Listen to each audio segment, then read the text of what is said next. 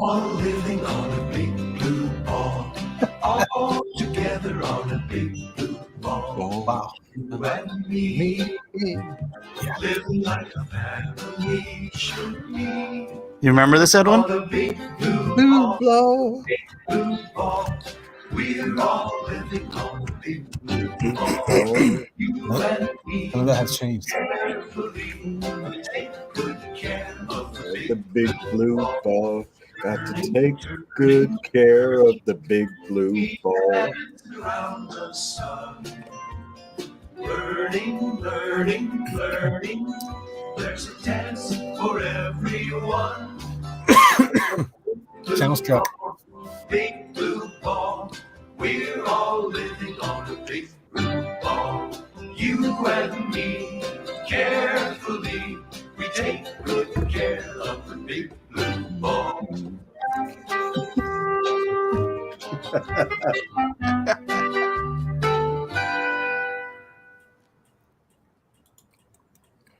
Good evening, good afternoon, good morning. Welcome to Drawn and Quartered Round 121 Mortal Kombat versus Street Fighter. What the hell is this?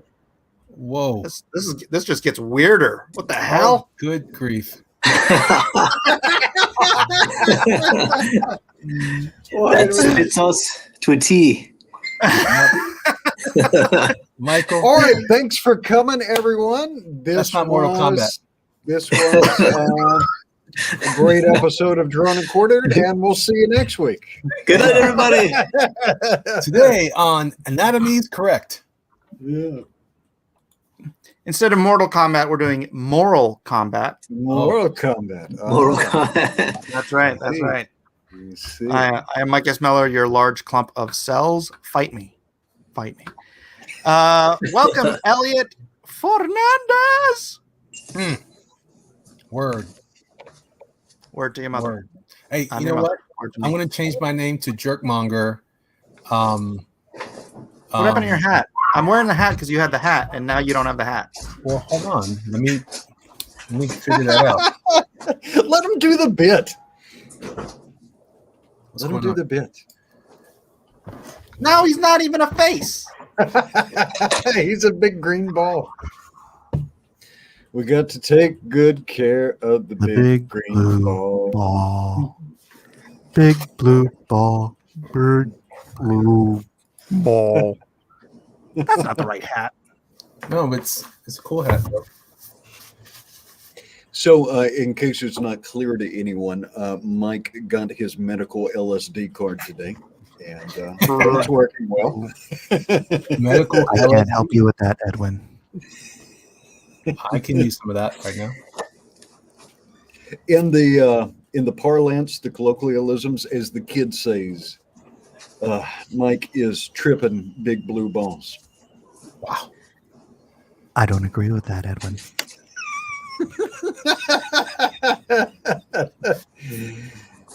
It's, Mike, Yes, fix Elliot. that avatar, please. What's wrong with I'm my offended. Elliot? What's wrong with my... I kind of want to make this dude my avatar now. I love him. Oh He's God. growing on me. Oh, don't say that. I want to see what it is. That's not good. Oh, yeah, get us a body shot. Oh, get that groove on. Give that guy a better hat. Japanese television is the best television. for some reason, you've made Matt pull out A weapon. and so Mr. Miller has now firmly entered his surrealist phase. So. Oh, it's classic. Oh. Classic. Yeah, So I this- feel I like just you got just this- kind of. I just got Hang this on. in the mail the other day. It's from the guy who's actually running Modded. Who's, Remove that.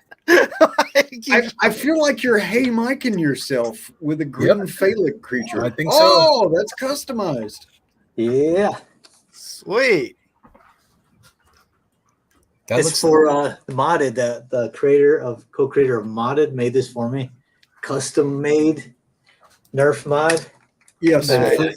for any of the freakazoids, the weirdos, and the Karens out there, this is a Nerf weapon, a toy. Yes. It's like a rocket launcher, but it's not. Yeah, Look at this thing. Look at that. because real guns Can't have fit it. orange triggers. Look at that. Yeah. You look amazing, Matt. Especially with the mask and the glove. Yes. Yeah. Wow, that is. Look at that, though. I mean, I couldn't stop playing with this thing Great. when I got it. I mean, look at that magazine with all the Nerf darts. Look at that. How can you have such a clear picture on your Nerf gun, but all your art always looks like potatoes? That's a good question. I don't know. Just in case you didn't know.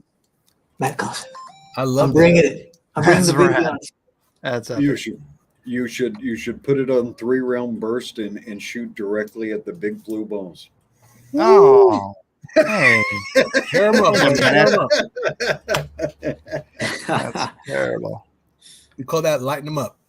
Lighten them up. Yeah. I'm ready. All right, I don't know who else is going to show up. If we're doing a versus episode, we're going to need an extra half an hour because that's 2 characters minimum. Are we doing a What? verse? No, you need to conceptualize something that can be achieved in a 2-hour time period. Edwin, you don't understand. And with that, competitors, your time starts. Oh, Lord now. Almighty! I we already started anything. Jeez, Is this it? This is all a group? Kevin's not even talking? Kevin's. I could hear I'm his here. pigeons. He's there. Yeah, I'm here. Hello. Hi You ho. make Kevin upset. How dare you? Do not Kevin is upset the the pigeon Kevin. whisperer. Oh, I'm good. I'm good. Hello. Hello. Where I am. I don't know what I am. But it's me. It's a terrible idea. Ah, Why are you all so weird? Oh. I don't know. all right. I don't even know who to draw. I need suggestions from the chat who I should draw fighting against whom. Suggestions, please. Because honestly, I never played Mortal Kombat. I played Street Fighter. A little bit. Well, you But got. Mortal Kombat, not I would imagine the fan favorites are the ones that made it to the movie. So you got Raiden, the lightning god. I'm sorry. Are you the chat? I'm just helping the chat out with suggestions. Okay. Well, All right. are you drawing one of your people? You mean one of these? Sub-Zero. You mean one of these guys? Shoot people. I was referring to the Orientals. Are you drawing one of your? Oriental. Oriental. Yes. Apple test. Shang Tsung, says Mark Anthony. We got a Shang Tsung. I don't even know what a Shang Tsung is. I will look it up. Good look at my face. I am an Oriental. All right. All right. All right. Shang Tsung. Oh, that old dude. Mortal Kombat with a K. Yes. All right, so we got Liu Kang, we got Kitana, Scorpion, Ermac. When I was suggesting people, I got chastised. Well, this is a Sindel. versus challenge, so it's got to be one of them versus one of Mortal Kombat people. So this is the Mortal Kombat guy. Right? You could do versus- Kung Lao versus Kung Pao. That would- What if we do Mortal Kombat versus one of us in Jordan Quarter? What if I did Raiden versus Mike S. Miller? Oh, Mike, you should do No, you Sindel. can do whatever you want. I You should do what? Sindel. Sindel. Look up Sindel. S-I-N. I was considering drawing her. I can't check out the game room. I'm in the middle of a show. S-I-N-D what now? D-E-L. Sindel. I'm gonna go old school. I got the old characters in my head. I'm thinking Goro. Goro's awesome. Oh yeah, Goro. Goro and Liu Kang. I Oh, like Liu Kung Kang. Lao. Kung Lao. Kung Kung Lao. Lao. But the ninjas are cool too. Sub-Zero and Scorpion. Scorpion's the popular one. I like Reptile. Yes, That's what I was considering doing. Who? Reptile. Oh, Reptile. Oh, Yeah, that's The a good green one. one. I just like green. You know, it's not really a big deal, but you know. Now, Green and black. hold on now. In the Mortal Kombat games, other characters have made it in there too, like Halloween's Michael Myers. Yeah. We got that. We've got who else? Hellboy's been in a Mortal Kombat game. Don Chin Spawn? says, Mike, draw Kung Lao, but with the hat you have on. He doesn't even know who Kung Lao is. I don't know. I don't know any of these characters. I know Kung that Lao, Kung Lao wears a hat that has a razor around the brim. Scorpion or whatever. Raiden. What? Scorpion? Scorpion, yeah. Oh, Johnny Cage. Johnny Johnny Cage. What? Cage. He didn't There's make a it. character called Scorpion. What are you laughing at? Why is that funny? It sounded like you said Gorpion. Which Is would my be very accent funny. too thick for you? You don't understand my accent. All right, so give me a. I'll pick one of these guys, and then give me a Street Fighter character to. I'm gonna George Michael. Well, you got to have faith. Well, I was gonna do the George Michael from Arrested Development versus Mike S. Miller. You could draw Mike S. Miller in Kung Lao's hat. Now that would be I feel like you're not taking this seriously at all. that would be very serious. There goes my cat. Is Whoopi Cat? Who's Whoopi Cat? Whoopi Cat joining. What is Whoopi Cat? Oh, Whoopi Cat. Invite. Cat. Copy to clipboard. I don't know how to get. I don't know. I was told. I don't know much, Right. but I know I love you. I don't know how to. Dadgummit. Now I opened up something that's got me talking. Shang hell. I hate YouTube.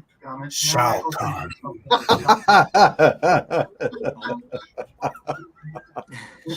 Yeah.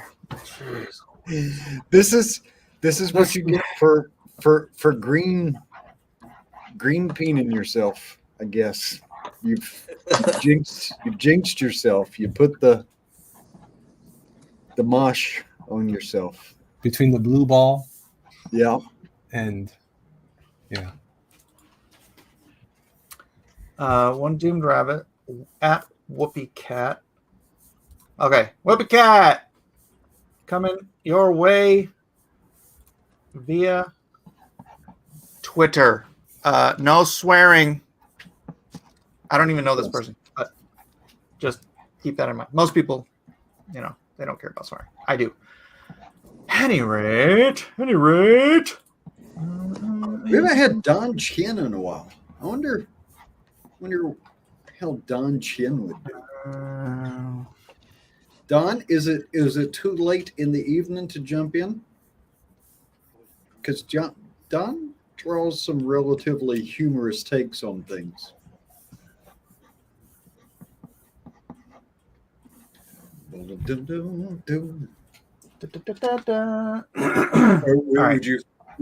would you feel threatened by being out Asian?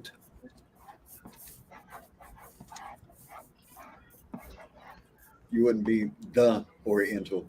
You would be a Oriental. An Oriental. Oh yeah, that's correct. Yes. Is Siege coming in? She said she'll be late. Or what about Matt Weldon? Is he coming? You never know about Weldon. Is Matt Weldon You sitting never on the side of a know. road somewhere? Nobody ever knows anything about Weldon. It's just he's just Weldon. Yes. All right. Now I have to It's go like back. one to of the looking- fairy people. He's very. My Oriental is Asian. There you go. There's Whoopi Cat. Hey, Look at Whoopi that. Cat. That's an OBS symbol. That is an OB. You're very muted. You got to boost the gain. You got to pump up the volume, pump up the bass. Pump that bass. This is accurate. Weldon doesn't know about Weldon either. I need to start drawing. I still haven't figured out what to draw yet. Draw Sindel. You got to draw a woman. Are you drawing a Street Fighter woman? I need to draw. It's a versus. They have to be fighting each other. So I need to have a. I can. Okay, draw two women. Draw Sindel versus Princess. What's the princess's name? Buttercup. No. Melina?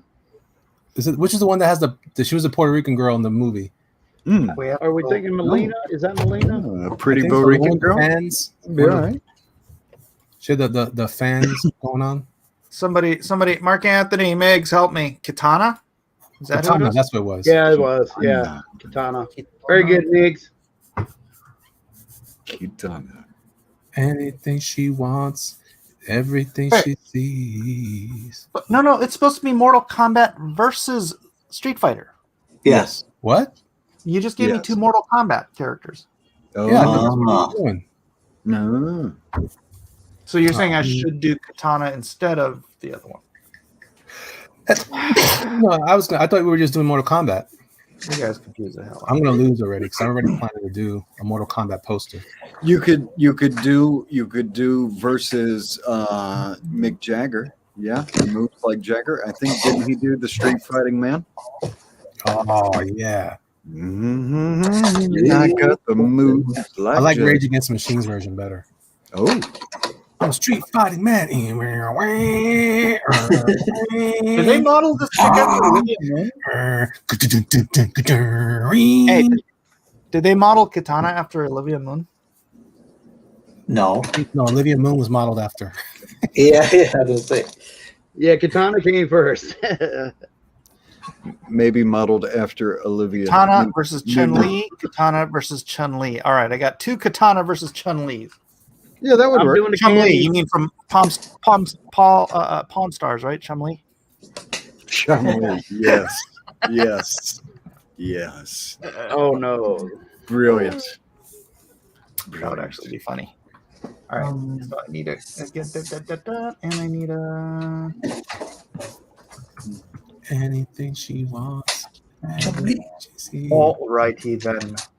Did Don Chun ever answer? Did he say yes? No? Don't ask me nothing about nothing. Don't ask me nothing about nothing. You gotta have something if you want to draw with me. All right, so now I just need a really cool action pose. What the heck? That is not the right size. Gallery. No. 1 by 17. Taking a call real fast. All right, you do that. I will try to plug in my camera so people can see that. The soothing sound. I was waiting for that sound. The soothing sound of pigeons. Whoopie Cat, are you planning on saying anything? Or showing anything? Or doing anything? Where's Whoopie Cat? It's Right very there. quiet in Whoopie Camp. Whoopie Cat land is very quiet. Whoopie Cat, Whoopie Cat. What are they feeding you? It's not right. your fault. It's not your fault. Sorry, Whoopie Cat. You're stuck in my head. All right. He's having issues. Well, he fits in right well here then, because I'm always having issues. Yeah. No mic was fine last time. Raythulu says Olivia Munn has gone full bore racist SJW. Sure would suck if someone posted her Attack of the Show clips on Twitter. Whoopie Cat is doing something. I like Olivia Munn. What happened to her? I have no idea. We'll put Whoopi Cat first. She just got mad and said that white directors shouldn't be able to direct people of color. Yeah. She's a dummy. Yes. Yes. It made me sad to hear her say that. All right, sketching. Hey, dude, Elliot. Yeah. Those little silicone tips for the pens. Yeah. Dude, they feel so good when you're inking. Do they? Yeah. Do they work I like sketching with the sketch thing because it feels like pen. But when you're throwing down inks, man, and you got that little rubber thing on there, it feels more like a brush. Huh. So would you say it's nibbed for your pleasure? Whoa. Who's bringing the degeneracy now? Who's bringing He it? always brings the degeneracy. What? That's all he brings is degeneracy. Did you interpret something untowards from that? What do you call the thing that goes on the end of your stylus? He's right. He's absolutely right. So I gotta get those nibs now, huh? Gotta try it out. Yeah, I bought a set that came with both the replacement tips and the replacement little rubbers that go on the tip. Whoa! Wait, what? Michael, What the heck? The ham and eggs? It's family show, Mike. Family show. who's drawing the computer there? Who's I that? don't understand what you're saying. Who's that? What is your point? What's the complaint here? No, who was drawing with the computer there? Me? This? No. Oh, that was Whoopi Cat. Whoopi Cat. Oh, Whoopi Cat, did we get audio from you? No. I don't think so. Nah. I feel like I can almost hear him talking in the background. Almost. Okay. And here, Clearly, you guys need to know what the heck I'm talking about. So here, look. On the Apple Pencil, you can get these little tips here. They're replaceable, right? And when you're using a textured screen protector, it feels more like paper or pencil, pencil on paper, but it kind of grinds down the tip. Then they have these little silicone caps that you can put on the tip, just the tip, right? Oh, It doesn't sound And better. And it feels, just the tip. it really feels, it's nice. It's nice, All right. smooth, glides, really. Is there a specific one you got? No, I'll just got whatever the cheap ones are. Are you okay, Ed? yeah, I You're am. having a bit of a conniption there, buddy. Yeah, I'm good. And Zach Richmond for $2 says, "Great pun, Edwin. A+ job."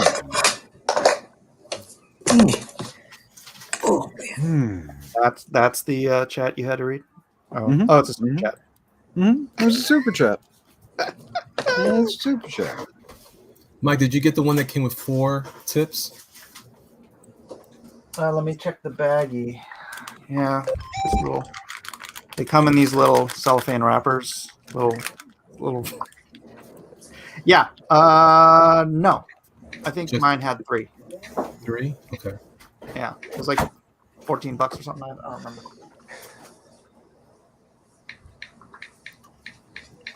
Do-do-do-do-do.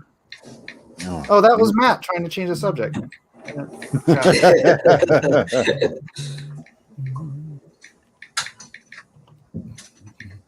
Rhaegar Targaryen says Street Fighter is greater than Mortal Kombat. Is it true? What's the consensus? I would say so.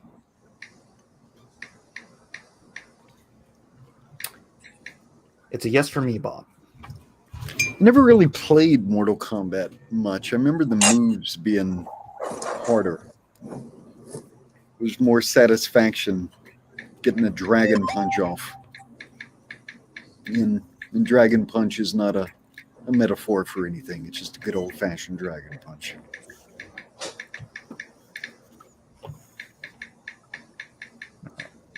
Don't know what the hell you want. Somebody's phone is getting burned up. No. Burning them up.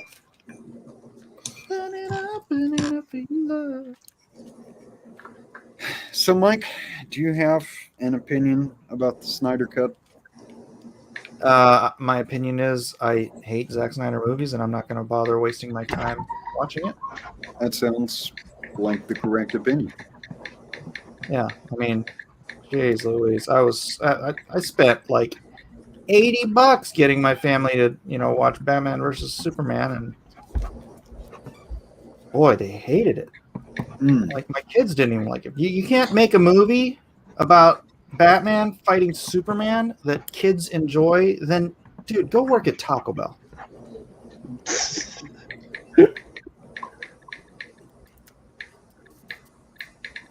I think the last superhero movie that we actually enjoyed was Aquaman, but it was just like just kind of a fun, straightforward adventure movie. Yeah, and that had its dumb things too, but at least it didn't take itself that seriously. That's the You could tell what color his costume was because it wasn't all dark and dingy. Yeah. That is a good point. Nighthawk Warrior Comics says, "Why is Mike so hateful? Did I miss something when I had to take a call? Were you being No, hateful?" he's talking about the Zack Snyder crap. Oh, but it is crap. I mean, it's pablum. It is absolute garbage. I mean, if What, the movie? if the original was bad and the Snyder Cut is longer, it's just like you're just increasing The badness. Yeah, That's what my buddy said. He says if you liked the garbage before and you're just getting more of it, yeah, it's just more of it. It's not going to get better. It's the same. yeah, It's yeah, just a yeah, higher yeah, quotient. yeah. Like you got me shopping for that stuff now. Dang it! I'm not even doing the contest anymore. I think if I was like 12, it might be. Did they? Though I heard they maybe did a little bit more with Cyborg, and I remember Cyborg being like one of my favorite dudes when I was, a kid. Cyborg. But There's a hidden Cyborg movie in this movie. Yeah. And it wasn't terrible. Although he did some stuff, I don't want to give away spoilers, but he did some stuff that I'm like, how can you possibly do that without causing trouble for whoever else has money in that same institution? That's ridiculous. It doesn't work that way. Yeah. Oh, well. We're already on economic collapse. It doesn't matter. Go ahead, Kevin. What are you moaning about? I just, I'm cool with liking what you like, and I'm cool with having more of it because I can see, like with the director or the extended cut of Batman versus Superman, I can see the little extra scenes where he's trying to, what his thinking was, and how it could have been better. But man, all the crap that Whedon got for the theatrical cut, the same scenes that are in the theatrical cut are in, for the most part. There's a small amount that Whedon reshot, but all these things were in the story structure, and all the basic scenes are in the theatrical cut that's in the Snyder one.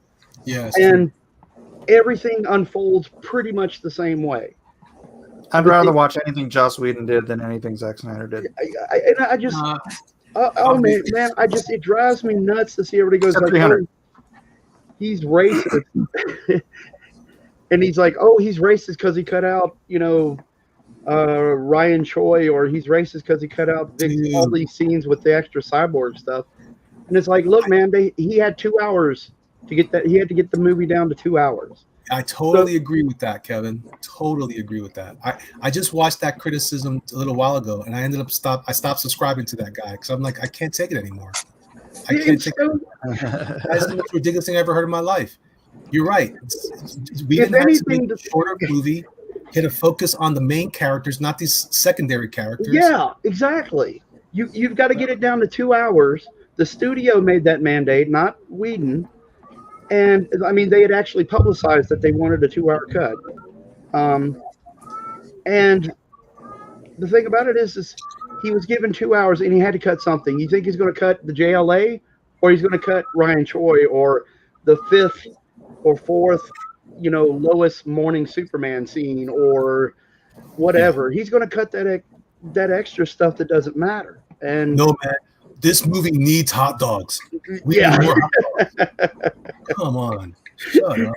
exactly. And it was so frustrating to see people just racism, and it's like, come on, are you crazy? No, And here's the thing: it's like the difference is that one character lives, a person of color lives in Whedon's cut of the movie. They don't die. So I'm like, it's so frustrating to hear some of these stupid criticisms. I was like, yeah, Whedon's not a good guy, but for what he did on the movie, when you see that beginning where you see the homeless man at the beginning of his cut, and it's got the sign that says "I tried," I can believe it. Yeah, it's true.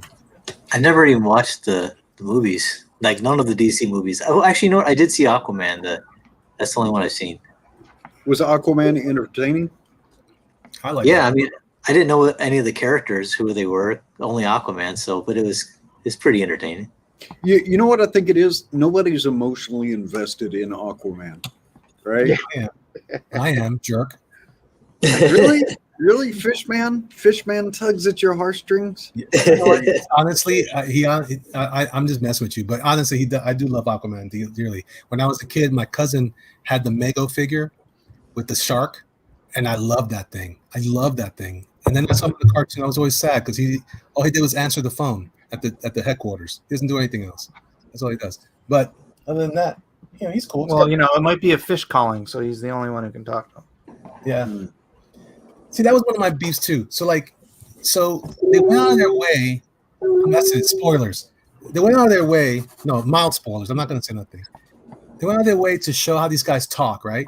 Underwater. So he included a scene before I go there, did you really need the lesson on how to build a torch in this movie? Did those extra moments of those 5 to 7 seconds of film, did you really need that in there? So I can go, oh, that's how thanks, Wonder Woman, for teaching me how to build a torch. Stupid. Second thing, these people, we really got to show them talking to each other underwater. So what do? They start speaking like dolphins.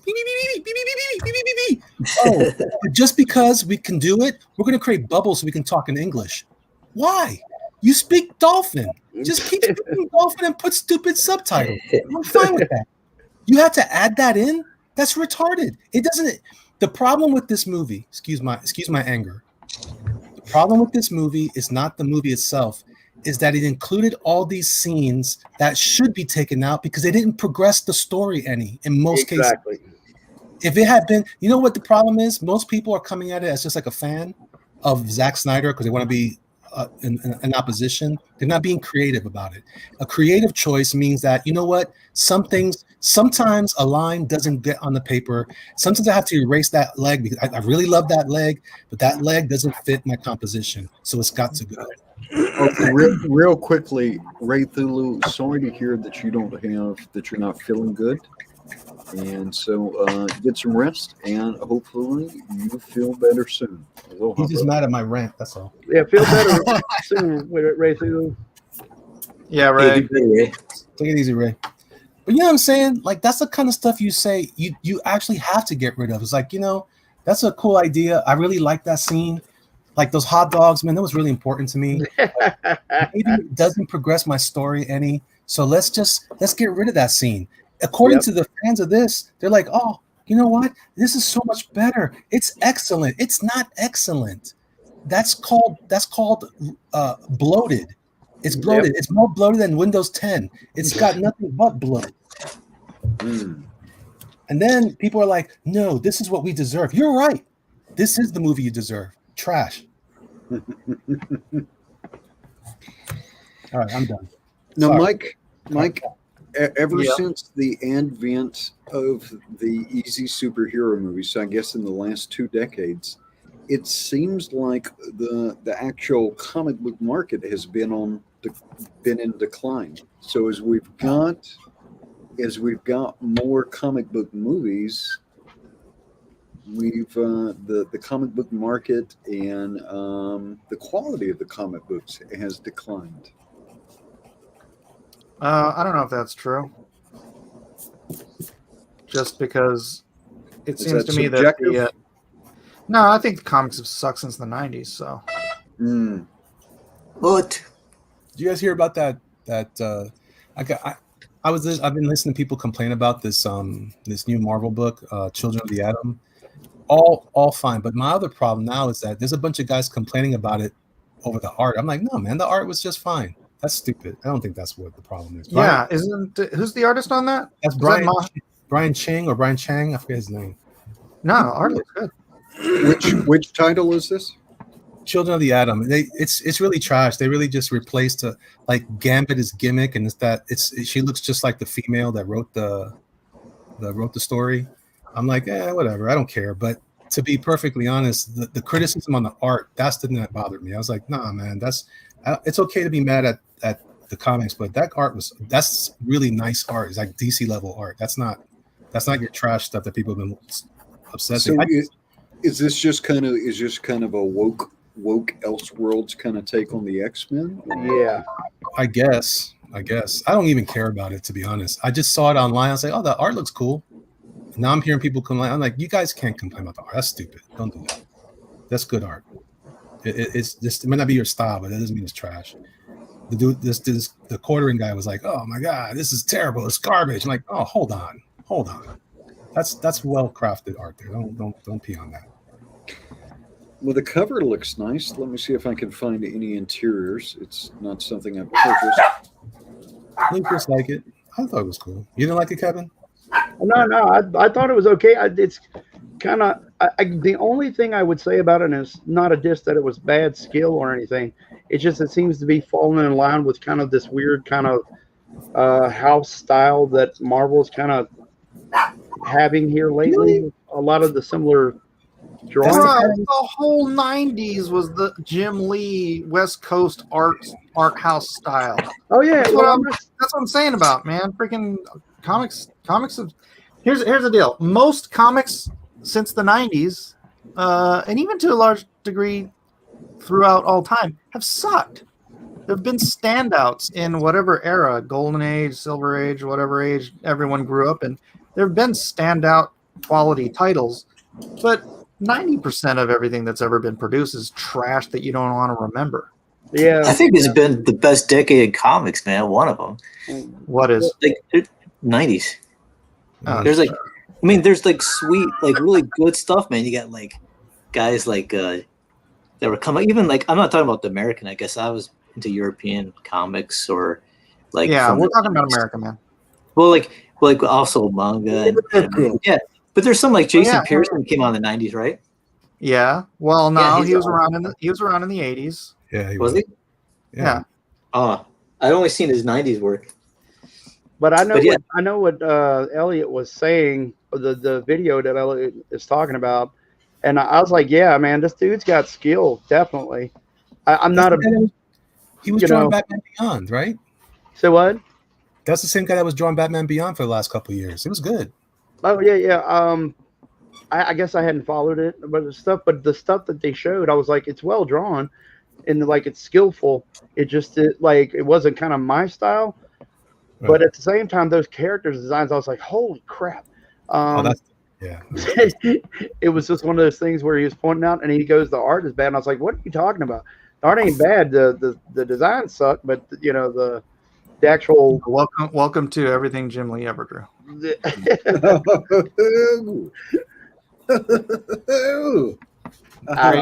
Terrible designs. People fall in love with that '90s X-Men costume designs, and they were just such garbage. All right, let's see what we got.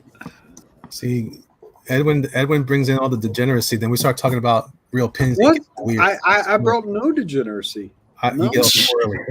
None. Just because I don't like Jim Lee's art, I don't care. All right, let's see what we got here. I like his art. I just don't like his designs and some of his anatomy and most of his drawing. This looks clean. I don't see anything. No, that's good art. I see what you're saying, Kevin. I'm with Kevin. The design. It looks kind of like Quietly to me. What's that guy's name? Quietly. No, dude. Oh, Frank No Quietly. way. It doesn't look Yeah, anything like him nothing and like that guy who Quietly. worked with not Grant Morrison Oh on my Spider or Batman. Okay. All right, I'm canceling your opinions. Yeah. It looks like fan art to me, but You're done here. You're done here, Matt. Come on, dude. That stuff is pretty good, man. That's Brian Chang, I think his name is. no, I've actually met him. He's actually cool. See, Yeah. like I like that the face right there. The faces. So, it's well crafted. He's skillful. I think He's been around for a while too, hasn't he? Yeah. He's Yeah. not a noob at all. I'd hire that dude. With the Oh, same see, I guy, like that too. the guy inked himself. The only thing I might say is the coloring is not entirely consistent throughout. Sure, but that's not the pencil. Maybe that's what it is. The coloring looks like that style of Frank Quietly. Some of his stuff, And it's not even the coloring's not done well. It seems like it's almost more than one person doing the coloring. The only thing I would really, and it probably sounds funny, but I don't really like the lettering. The lettering looks kind of sterile. Yeah, maybe.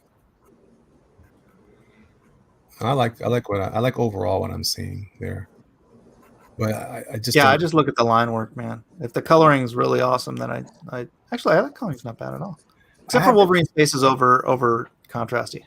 Which Yeah. is in the few panels I looked at, the coloring changes. That's probably done in the studio. Yeah, and so it's kind of, I don't know. Dude, I tell you what, man, finding good colors, that's one of the hardest things in comics.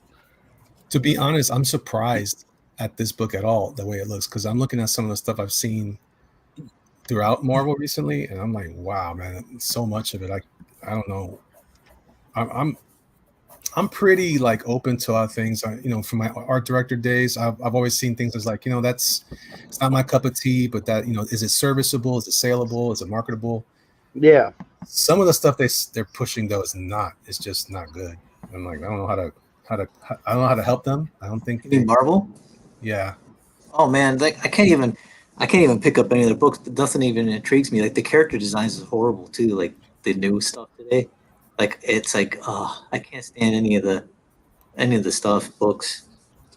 Yeah, I don't buy for art. That's why I've been buying a lot. I don't buy much, but I've been picking up a lot of European stuff. Because I like. Yeah. They still put a premium on like higher level art. And I like cartoony stuff. It's just I like it when it's done well, and I just don't see a lot of it. Now here, let's introduce an idea, because I think some of the fans get bothered when there's perhaps legitimate criticism of people like Jim Lee. And Nighthawk says, if Jim Lee drew a Lone Star comic cover for you, I don't think it would be turned down. Let's be honest. But I think I like his art. I don't like his designs. Jim Lee has had some pretty wonky anatomy, though. Yeah. Stop simping for millionaires. I don't care about that nonsense. Yeah. Jerks. But Jim Lee has put himself in a position to be criticized, right? Because he's essentially been in control, or notionally in control, of editorial DC Comics for how long? For at least a year. Well, Been a more than minute. that, when since Didio left, he's been by himself, right? They didn't replace him. I'm not even paying attention. Well, it would have been in the news if you heard it, if it had changed. Yeah, I don't listen. I can't listen to that guy. Everybody's like, oh my gosh, he's so, like, yeah, it's all right. Wait, Rhaegar Targaryen says, next drawn and quartered, Sith Lords, let the hate flow through you.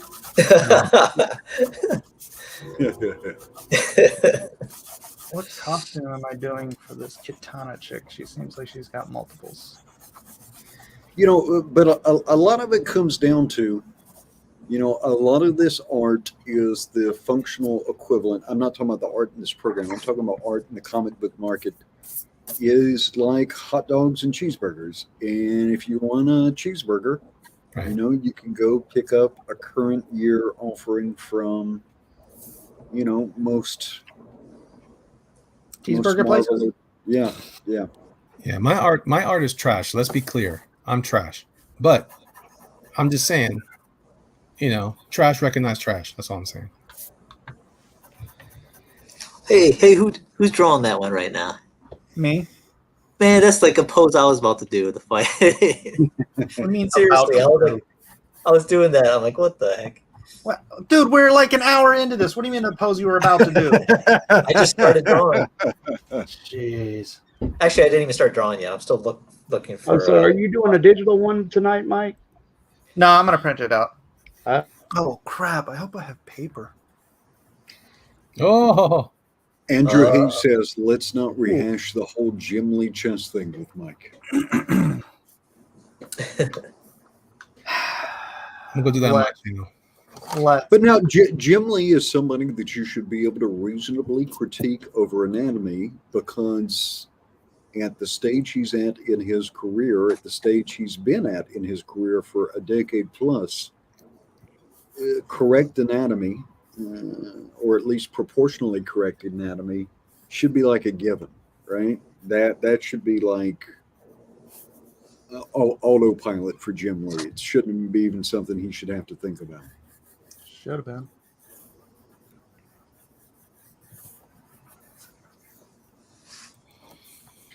All right, now Look, I'm not like saying I wouldn't take Jim's success over my ability to draw more correct anatomy than him in a. oh yeah, minute. yeah. Got to get paid. Yeah. I He's think got it's lots of Kevin's kids fault. to feed. It's Kevin's fault. That's all I'm saying. I always blame Kevin. So now here's an interesting idea. I like the idea of the idea. How about a drawn and quartered of manga characters, but drawn in Western comic style? Drawn in Isn't a that what? what I do every time we do comic? You just totally jacked up, Matt. What? Doing manga characters in Western style. Oh yeah. Western style. Do-do-do-do. No, it's funny is what's that guy who does Battle Angel Alita? He did like a American. Well, he did a Frank Miller type style when it was the Ash Victor story. He did like Sin City with manga. That was pretty sweet. But then he also did one character who's supposed to be like an American type character. He drew him like Jim Lee like style inking in one of his books. It's crazy. It's like what? Nice twist. Joe Maroney says all this nitpicking and criticizing. I don't know. When I'm reading a comic, if I'm doing that, I have time to worry about that stuff. That means the story has lost me and has failed. So it hasn't provided you with immersion. Well, I only read comics for the art. I actually don't read comics much anymore. I stopped. I don't find much good stuff out there anyway. Most of it is derivative. At least in the the big two, they've been cannibalizing their own stories for years now. So it's not something I care to read anymore. It's not that it can't be good. It's just it's not interesting. So and I've been only collecting for the art anyway for years. I didn't even. It's like I didn't even recognize the soundtracks for the most part in film either. For a long time until someone finally pointed out, saying, I guess there is a music in there. So it's for me, it's a little more of a main thing or another. But hey, look, if you like it, don't let me. I'm nobody. So don't worry about my opinion. You shouldn't worry about my opinion. If you like it, like it. If you don't like it, don't like it. Whatever floats your boat. I'm expressing my opinion about in general. I just think some of this stuff is overrated, and I don't think that's not a nitpick. That's just an overarching thought, idea for me. These are all just opinions, people. Yeah, it's just nobody has to. Nobody. We're not stating fact. I've gone through this before. No more opinions from me. I'm done. No, it's good. You're just gonna. We're gonna get people back to the point where you shouldn't actually be threatened by somebody's opinion or outraged. People have been conditioned to have an emotional reaction about people's opinions. Yeah, I mean, I can be very specific and point you to very specific occasions where the art is weaker. It doesn't mean that you can't enjoy it. That's another thing. Just because you enjoy it, I think part of that problem too is that we always kind of get into this like mode of like, oh no, man, you're threatening me intellectually, or you're criticizing my intellect because I said I like something that you don't like. It really has nothing to do with that. It really is about justifying certain things based on certain parameters. I do think that there was a time I think he put a lot more energy in his work, more effort, and that time is not now. But it could be because he's super busy. It could also be because once, like a lot of guys, once they figure out the formula and they don't have to do better, they don't. I mean, well, I to be honest, I don't think that a mature comic book artist, and I mean someone who is in a developed stage of their artistic career, should be consuming a lot of other comic book art. Because you're probably just not going to experience a lot of growth from that, right? Yeah, I mean, we've criticized guys like John Byrne. John Byrne pulled back a lot in his work. He doesn't have anything to prove anymore. He's John Byrne, for crying out loud. That's cool. Mm-hmm. He doesn't have to. Who am I? I'm just some voice that you may have heard somewhere on the internet, maybe, if he even cares. So that's fair. I don't have a problem with that. But I do think that when my issue is when I suggest something, I get a lot of pushback sometimes from people that are just like, I don't know, that you're acting like my opinion isn't educated. Not you, Joe. I'm just in general. I get that a lot from people like, oh, okay, fine. I mean, my opinion is an opinion. That said, I do have a lot of experience in art field, and it's based on specific criteria. That's all. It doesn't mean that you can't enjoy it. I like a lot of bad movies too, and they're terrible. I love them. They're my thing. Well, my favorite comic book artist these days, apart from Mike, Elliot, Kevin, and Matt, is Rubens. Have you looked at some Rubens paintings? Rubens, who's that? Paul Rubens. Paul Rubens, a painter. Isn't Paul Rubens It's like Herman? real art? Not Pee-wee. It's like real art. I was gonna say classically trained art. Oh, he does comic art.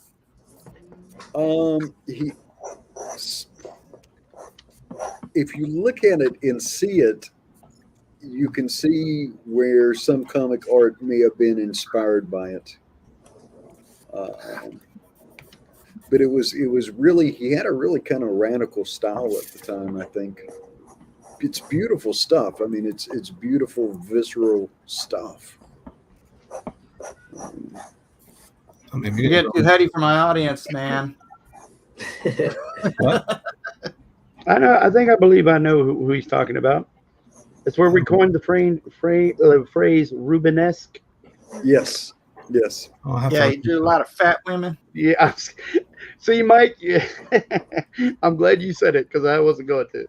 I just have to be careful about sharing it because some of his stuff is a little. It's funny. Some of his stuff is, very sensual, and some of his stuff is very religious. Like his elevation of the cross is amazing.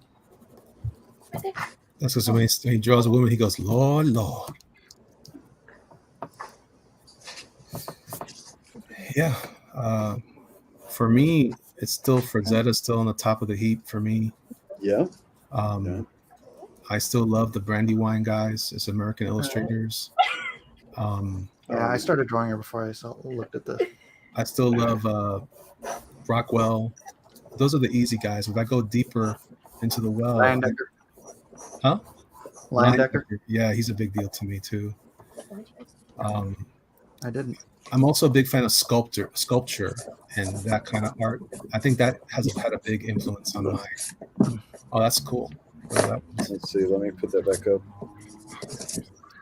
Like for me, like I think what gets me now motivated is Like I used to go, I like Frazetta. I had tons of Frazetta books and different guys, and trying to perfect my like anatomy and or make it dynamic. But for me now, like I get my head turns when I see like these guys who are drawing like dynamic, but it's not proportioned right, or it's not even maybe the faces aren't drawn right, but it's like it makes an emotional impact on me where I feel excited about what I'm looking at. So it kind of shows me I shouldn't be hung up too much on making it look anatomically correct as much as I should be like making it exciting, kind of like Kirby, right, where he would draw kind of deformed figures, but he could draw figures, but he was just trying to make it dynamic and focus on that.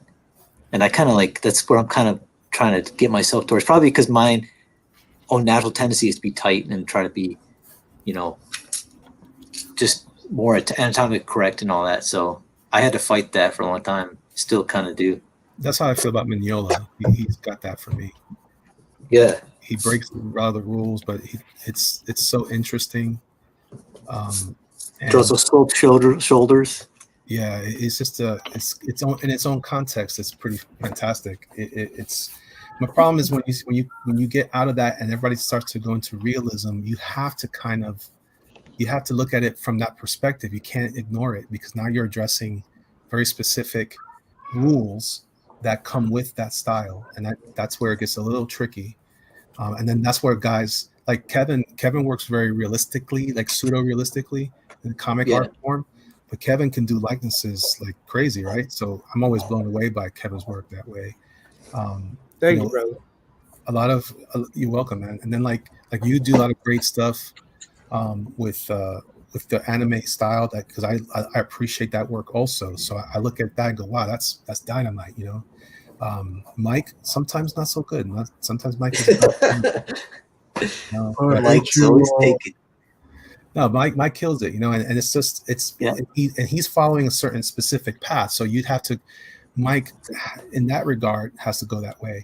Some people have done, you know, look at guys like Mark Schultz. He's another fantastic illustrator who has happened to do comics, and I can't help but appreciate his work on that level, that scale. But even he wasn't as awesome as I thought he was. Like I go back and look at some of his old. Even Dave Stevens, I love Dave Stevens, but you know there were some times when Dave wasn't that impressive to me. I'll be right back, Frank. But I look at guys now like Mark Schultz, who has a very Dave Stevens appeal. You know, other guys, Steve Rude's super fantastic. You know, so yeah, it's really more contextual than it is anything else. You know, that said, I saw Joe commented a couple of things about storytelling. Story-wise, and I'm like, yeah, if it doesn't interrupt you, I know guys who loved that for a long time. I couldn't appreciate the classic guys like Herb Trimpe and those guys. Today, though, I look back at those guys with that admiration because I'm like, oh, okay, I see they created their own language. That's cool. That's what Kirby did. That's what Buscema did. That's what, you know. I'm not as impressed anymore with the super realistic guys. But that doesn't mean I don't appreciate it. You know, I still love Alex Ross for those reasons. So he's still super stiff. But you know, he's also doing paintings on like gallery level paintings of superheroes, for crying out loud. Funny books, you know, that's cool to me. He's doing mythology. That's awesome. I can't be mad at that. But when I see people that are trying to like ape a style, and then they go, oh well, you know. Or they make a mistake and they go, well, that's just my style. Like, no, if you're going to follow that path, you know, like when Mignola does a weird arm, like that's still a, you know, he's creating something from a visual language that he owns. So you really can't argue that because it's not like something it just happened once in a while. You can see how he developed that as the language. It's the style throughout the whole body, the whole of his body of work. You can appreciate that level. When you see someone just kind of showing up and going, oh, yeah, that arm there, yeah, that's just and he's like a Jim Lee guy. Jim Lee is at least symmetrical. I can give him that. You know, everything's laid out evenly. My problem with Jim Lee in general is that he's very stiff. But people are amazed mostly by the texture in his work. But some of that's not even him. Some of that's Scott Williams, you know, so it's like, okay, I get it, but I still feel like it would, he's not as impressive to me, and not that he couldn't be, because Silvestri, for me, of that crowd, that group of guys from the Image, Silvestri still does it for me. He's amazing. He managed to keep growing, and he's kind of artsy fartsy in my book, but I like him, for that, even though he's still doing comic art. But he doesn't do a lot of it. So then you got to look back and go, hey man, like you like what you like, man, and I'll like or not like what the same thing. It is what it is. We don't have to be anyone. No one has to be right. I just don't. It's just the same silliness when you see people like they're shutting down your opinion because it's your opinion. Well, then why are we fighting for all this stuff anyway? If that's what we're going to do too, no thanks. And if that's the case, I'll just back out. No problem. I don't even want to have that conversation with people. But you got to be able to quantify it. I can at least speak to that on a certain level.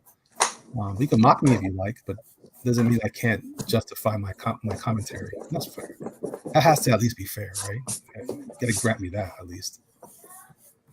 Yeah, there's guys who I've actually, like, even mangas, like there's one manga called The Smuggler, that the art style I looked at the time I first saw it, and I was like, this is so loose, sketchy, but it was like even the proportions weren't the best, and so I kind of just ignored it. And then like years later I came back and I just started like kind of reading it for some reason. I think my brother owned it, and I read like the first few pages and the story got me, and I started reading the whole thing, and it was just like one sitting, and I read the whole book, and I was just like, man, this is great. And it was just because emotionally and everything, it just the art just drew me into the story, and even the faces weren't maybe drawn the way I liked, and I was just like, whoa. And I realized something, like, for me, it's like, even if maybe it's got to be some aspect of your art that draws people in besides just aesthetics. It's got to be something that you bring, storytelling techniques or panel arrangements, and you have to draw just something that looks emotionally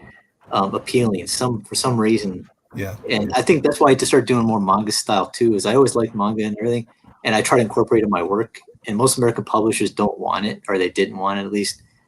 And so they always tell me to knock it off. But then, speaking of drawing us into the art, we actually haven't seen your art this evening. Yeah. Here. You think the potato cam will cooperate? I think so. Work for the Nerf. Let's see. Let's see. Can you see? Come on, Matt. That's what I got. Oh, well, at least we got to see Carson briefly. I'm drawing. I got a pencil. I'm erasing a lot. Mike, are there any ongoing projects that I need to be showing tonight? Lone Star is being colored. So is Monster Hunt. Okay, Lone Star, Monster Hunt. Doom Kicker is being drawn. Yeah. Is Doom Kicker still in demand? Did you leave that in demand? It's still in demand. Yeah, I don't talk about it much because people get upset. Oh no. You know what else too? Brian Shearer is coming out with Volume 2 of Thunder Punch this Friday. He launches that. Oh, cool. All right. Well, let me pull up some stuff. You know what's changed for me over the last 2 months? I have dramatically reduced my internet consumption and my media consumption. And now when I watch something or I read something, like a comic book, I enjoy it so much more. And I wonder sometimes if people's frustrations is just the oversaturation of a lot of media, like just the ease of entertainment.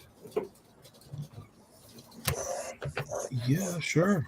I mean, do you mean like the oversaturation, like on YouTube and stuff like that altogether? Maybe just mass media, maybe, or just the readily available access to passive entertainment, where your brain's not being engaged. Like here, at least when our audience is watching this, we're watching the chat, we're trying to directly engage them and pull them in. I know for me, I do feel like first I was criticizing a lot of like your mainstream entertainment, right? Right. And then I started buying a bunch of old stuff. And I see like a lot of the stuff from my generation is at a more reasonable price, and I've been consuming it more.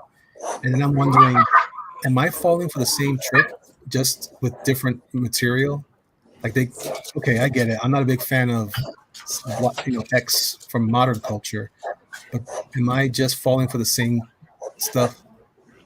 You know what I'm trying to say? Like, I just wonder if that's where I'm falling into a trap for myself. But I do feel like I say I don't watch it. I don't pay much attention to what's going on online. But then there are some guys on YouTube I pay attention to every day. And I'm like, I'm getting tired of them too, though.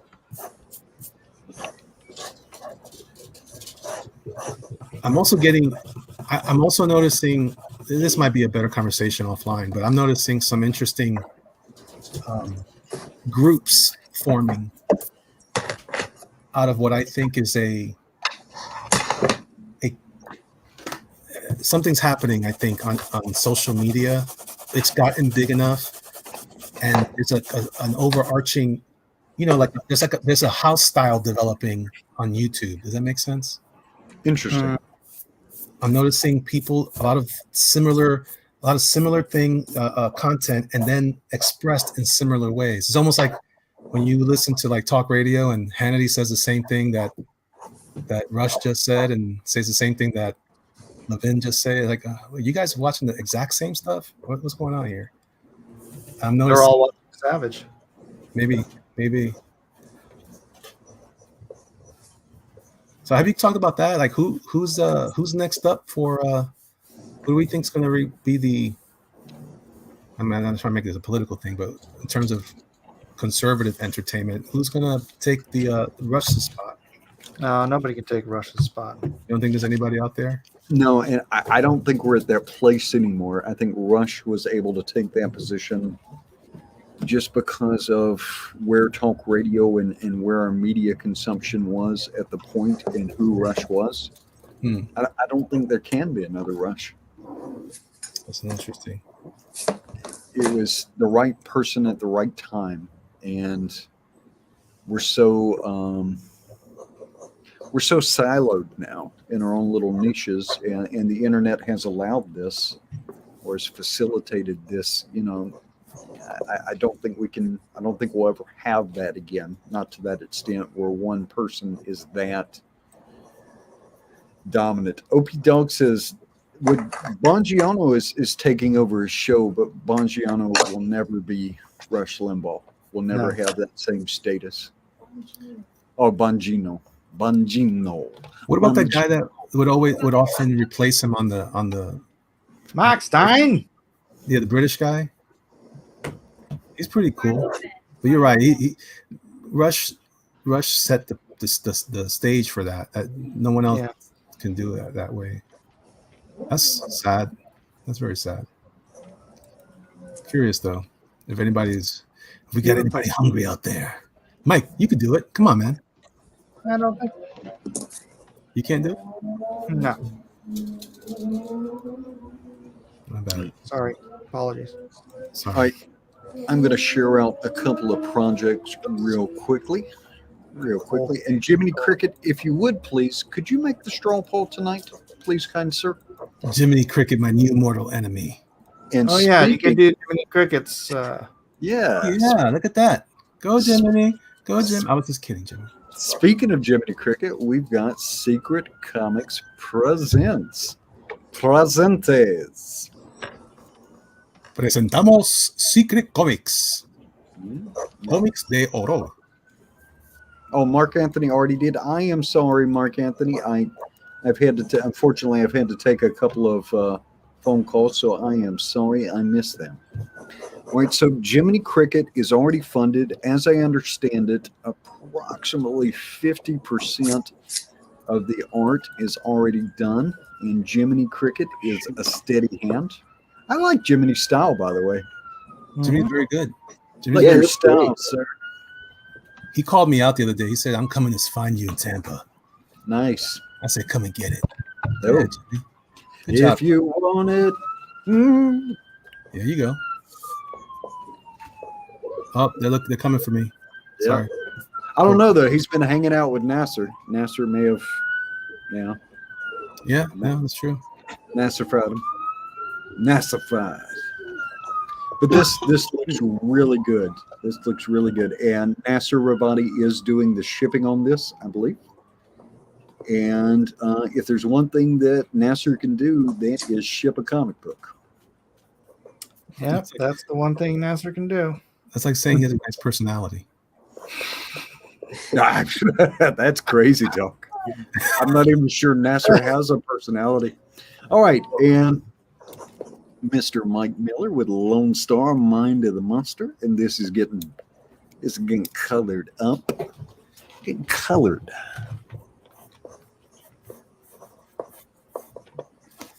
Yeah, man.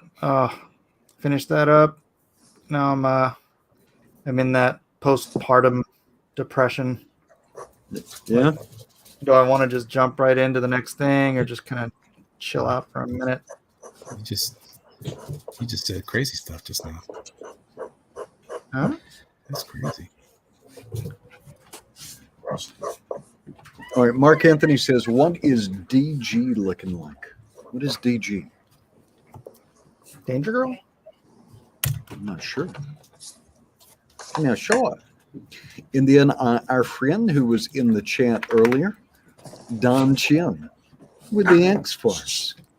Yeah. Sometimes you don't want to take things too seriously. You got to know when to hold them. Mm-hmm. Mm-hmm. When to fold up. All right. How was Come. Churchill? We can talk. And then we have got Doom Kicker. We got Doom Kicker by our good friend Slacker extraordinaire. Slacker. Oh yeah, we're gonna check out Dragon Guard. Yep. Oh shoot, I erased her. Wait a second. Am I on the wrong? See if Edwin can spell tonight. Boom, boom, boom, boom. Dragon Gar. Kevin, give us an update on your health, bro. You sound better than you did on Saturday. Yeah, dude. I feel, I don't know, 70% basically. I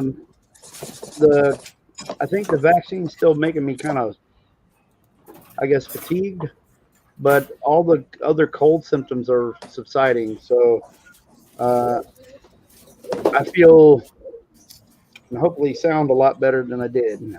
Well, that's because it's rewriting your DNA. Which one did you get? The Pfizer or the Moderna? Johnson & Johnson. Oh, you actually got a vaccine. Oh. Mm-hmm. Who did the colors for this? Oh, that is Alonzo Espinoza. He's also called Pixel Tool on certain media like DeviantArt and things like that. Nice. That color's dope. Yeah. It's sharp. Very lucky to have him on board for the book, and it's going to make everything kind of pop more. And let me see, working on the lettering stuff and keeping my script. I'll be sending out another update soon in the next day or so. Thank you, everybody, for having a little patience with me. I've been feeling completely like crap.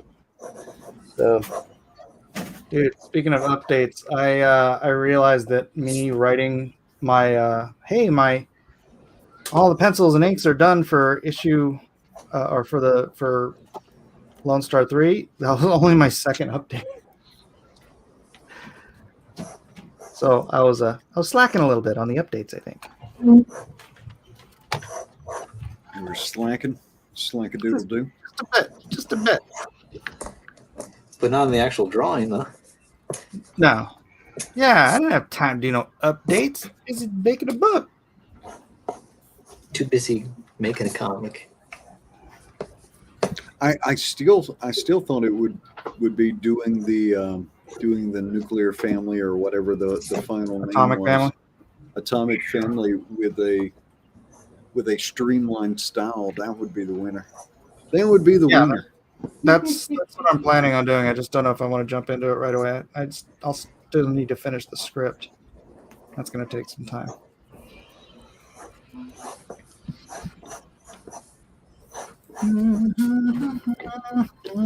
Anonymous Flash says he got the Pfizer vaccine. Haven't been able to sit down for a week.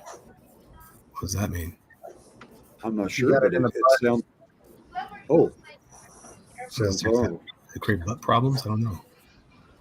That sounds terrible. It's terrifying. All right, Mike, we got one for you. Oh, good.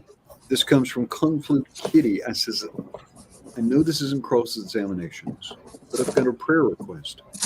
Just applied for my dream job providing behavioral occupational therapy for fellow autistic kids. Kind of freaking out. Cool. Nice. Lord, let Go me- ahead, Evan. Sure. Yeah. Right. Father, we're all gathered together.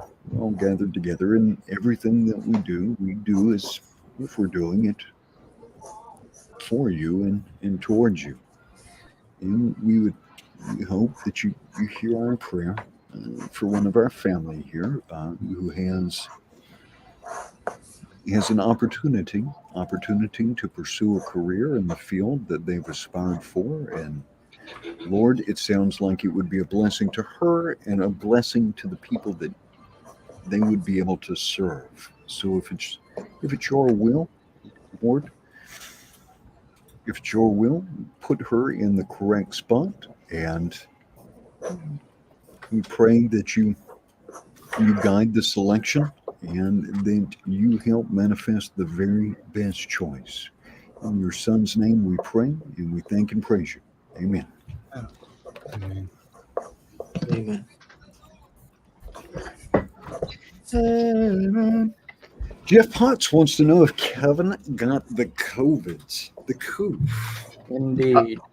Oh, say what now? The coof. No, I think you got the flu shot, and then you got you got the COVID No, shot, no. and then you got the flu. He gave himself the COVID with the shot. He asked for it, literally. I'm just kidding. I guess just that I took a chance. I was advised because of my diabetes, so it'd probably be a good idea.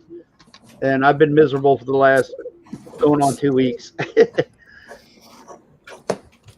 You know, But my fiance, she was fine. She got it and she was fine. So I don't know. you know, for you though, with the diabetes and you know, probably not a bad decision. It's probably not a bad decision at all. Whoopi Cat, did you ever get a functional microphone? Did that happen?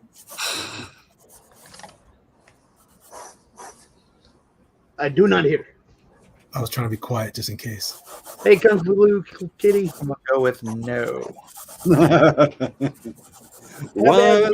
No, Whoopi Cat. And the answer is no.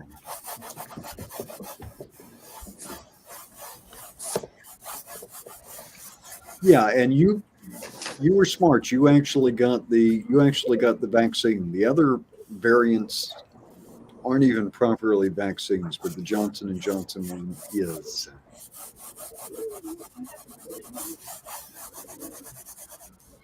Yeah, James, go ahead. I'm sorry. I was going to say, Whoopi Cant is the strong silent type, according to James Hay.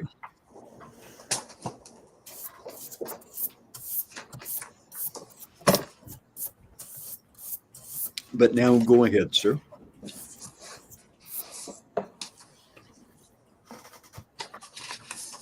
Kevin, he's talking to you. So what? I'm sorry. Exactly. What did I miss? I apologize. I had to say something. Absolutely nothing. Everyone's out of their groove. We need, I think we need Siege. It was Yeah, my- we're Weldon. Siege. Yeah, and I kind of overcommitted because when we said Mortal Kombat versus Street Fighter, there's a couple of characters at least Outside of- that I really wanted to draw that I've never drawn, and I actually really like besides Cammy's butt on screen. There's Cammy, Reptile, and Akuma, and I really like those characters, and so I'm going to take way too long on them, and I know I'm not going to get anywhere near done.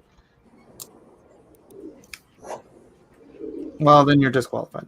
Yep. You're right. Rhaegar Targaryen says, saw a thing that said most of Trump's base is leery of the vaccine. I think Johnson & Johnson, however, is a good bet. We are giving them out in our VA now. Ah, shoot. So I take it, Mike, you didn't like my YMCA video? I got different tips. Wait, what'd you say? I said, I take you didn't enjoy my YMCA video? Oh yeah, it's great. I was You know- feeling silly. So since you got the vaccine, you can, I actually got one. is it Dunkin' Donuts or one of the other places where it's giving out donuts now for people who got the vaccine? So you- I don't know. I never heard about that promotion. But yeah, you can go Then I would be sustain in your trouble because I diabetes. can't have it. Yeah. Wait a minute. You hear Eden? If you get the You laughing vaccine, at me? No, she said if Krispy Kreme did that, she'd go get the vaccine. There you go. Easy sell. Yeah, same here. If it was Krispy Okay, Kevin, Kreme, you got I'd diabetes. consider that. that's not good for you. Or like my daughter says, more diabetes. Yeah, it's a bad idea. They're trying to kill you. Them. But I stayed away. I've been good. It's, Yeah. All right, Mike, you have a question from Johnny Dingleberg. He wants to know what program you're using. Dingleberg. Yeah, Procreate. Right? Right, and then the Comics Bear says hashtag pay Eden in That's looking donuts. cool. You know what? Eden has her own PayPal account. Y'all can pay her yourself. Donuts. Send her donuts. There you go. Huh? We need a Krispy Kreme coin. Mm. There you go, Kevin. You can take solace. Elrod's Flash says Krispy Kreme. You won't worry about COVID when you have no feet. Oh Wow. man, the beatus is a Right to brutal the- mistress. It is. It's true. Right to the nub of it. Wow. I'm trying to think about it, guys. Mm, Paper. Something. crispy coin. Yes, we need a crispy coin. Yeah. Oh, look, my coffee. Digital donuts. Really? NFT donuts. Still tasty. Mhm. Have the original donut. Yes. Gross. Yeah. You can encase it in some sort of polymer and get that donut graded by CGA. Yes. Did you see? Yeah. See if you can get a 9.8 Krispy Kreme. Is it even Oh, an answer conceivable? to the question about what I'm using. Yes, that'll cost $20. Eden is a what do you call that? Ah, I can't She a connoisseur. Ah, crap. I hate those random giant black lines you get when you're using this thing. Like from your hand.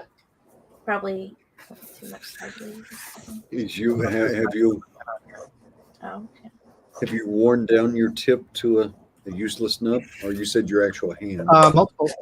This is I think this is my second tip. This is my replacement. So, and then the Yeah, the silicone ones, they get worn down relatively quickly, but it came with the package, so.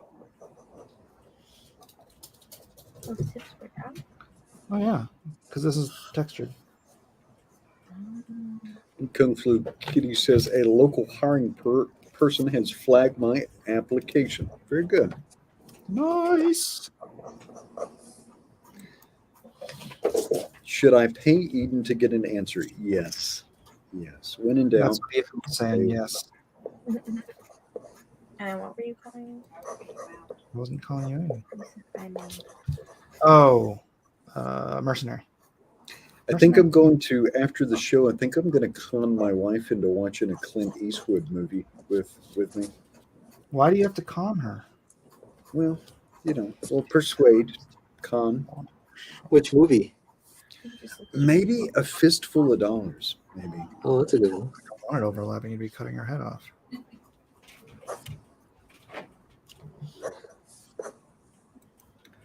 Pablo Romero Art says, I saw a guy getting like $8K for a digital drawing. Wow. What? Yeah, NFTs. Crypto. We're talking about NFTs. Who in the world would do that? Well, I guess.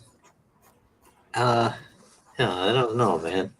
You're essentially paying for bragging rights, though, right? I mean, that's kind of what it is, right? Well, it's you could say the same thing about owning anything, right? Why bother paying $20 million for the Mona Lisa when you can get a perfectly good copy of it? Yeah, but no, that's owning the Mona Lisa is Bragging rights. Bragging rights, yeah. Yeah. But you actually get to touch it and hold it. You don't want to touch it. You just want to look at it. And looking I at would it touch it. I would touch is it. no. I would touch it. I'm going to be honest. If I own the Mona Lisa, I would probably lick it at least once.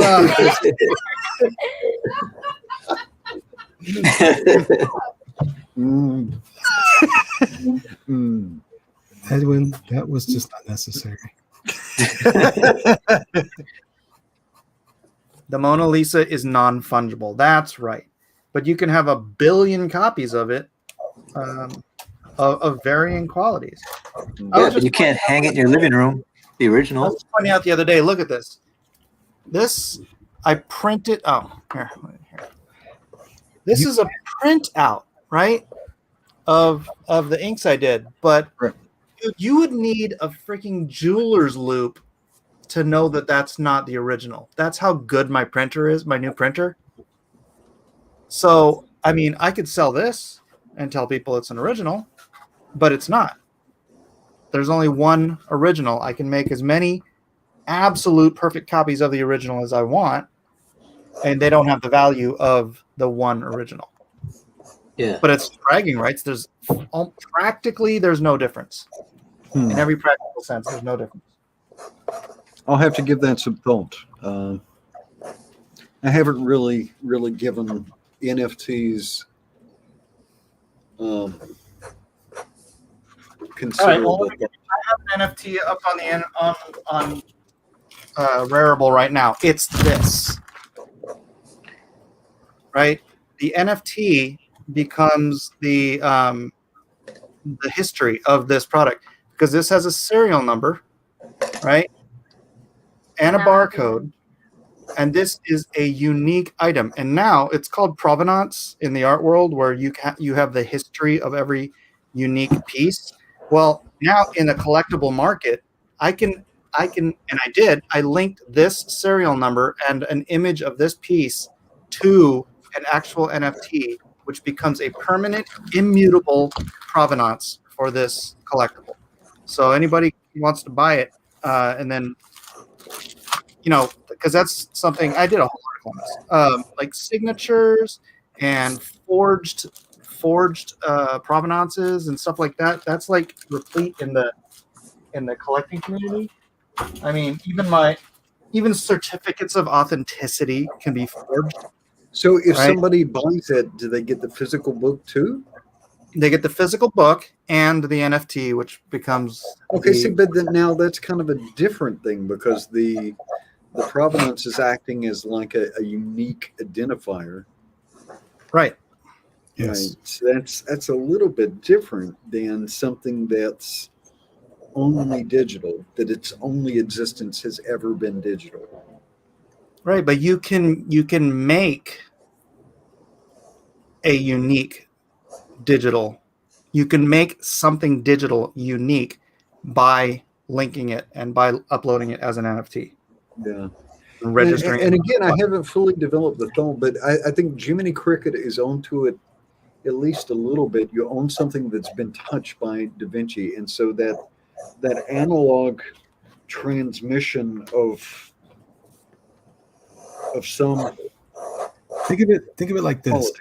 Think of it like this. Well, hold on a second. Hold on. Touch. All right, now. Yeah, but I love you, brother, but you're not Da Vinci. I'm gonna. Well, we're also not Digital is talking just a about the 20th photocopy. century. We're talking about the 21st century. Digital is just a photocopy, Xerox, glorified Xerox machine copy. So I guess if somebody put $1 million in your bank account, just because you didn't handle it with your hands, does that lower the value of the $1 million?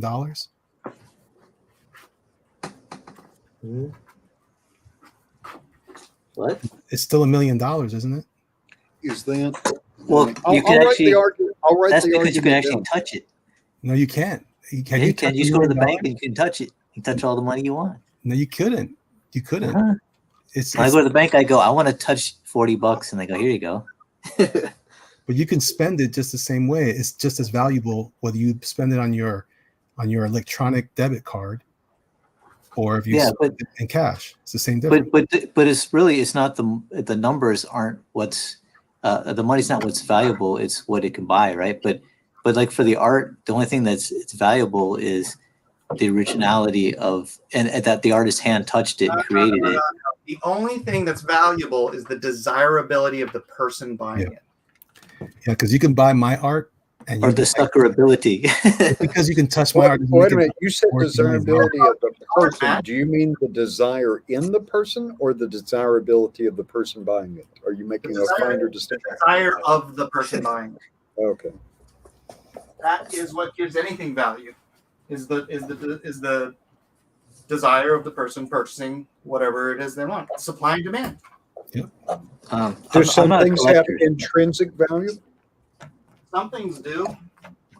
Digital doesn't though. Like things like food, not art. Digital is like toilet paper. It's like anybody can get it cheap. You know and what? that's why. That's not what they were saying a couple last year when everybody couldn't find toilet paper. People were buying it online. Well, see, I guess that is distilling it down when you're sitting down on the john and you look over and you're looking at a naked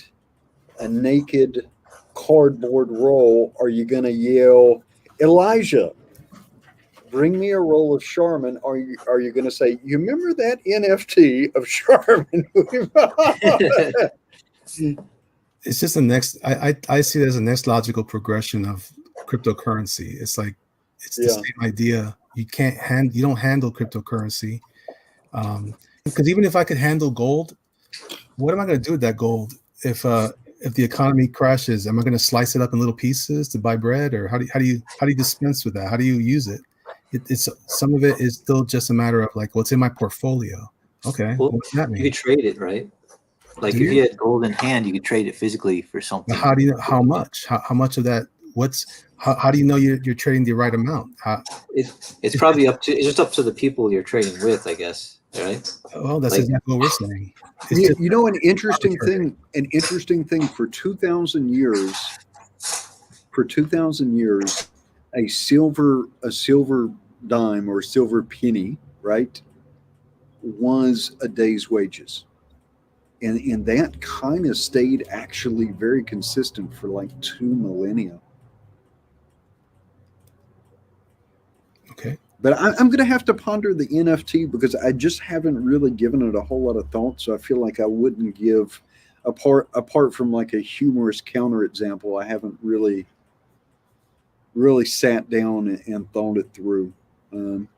My intuition is giving me one reaction, but it may not. It may not be, a really well thought out, and I may just need to consider it more.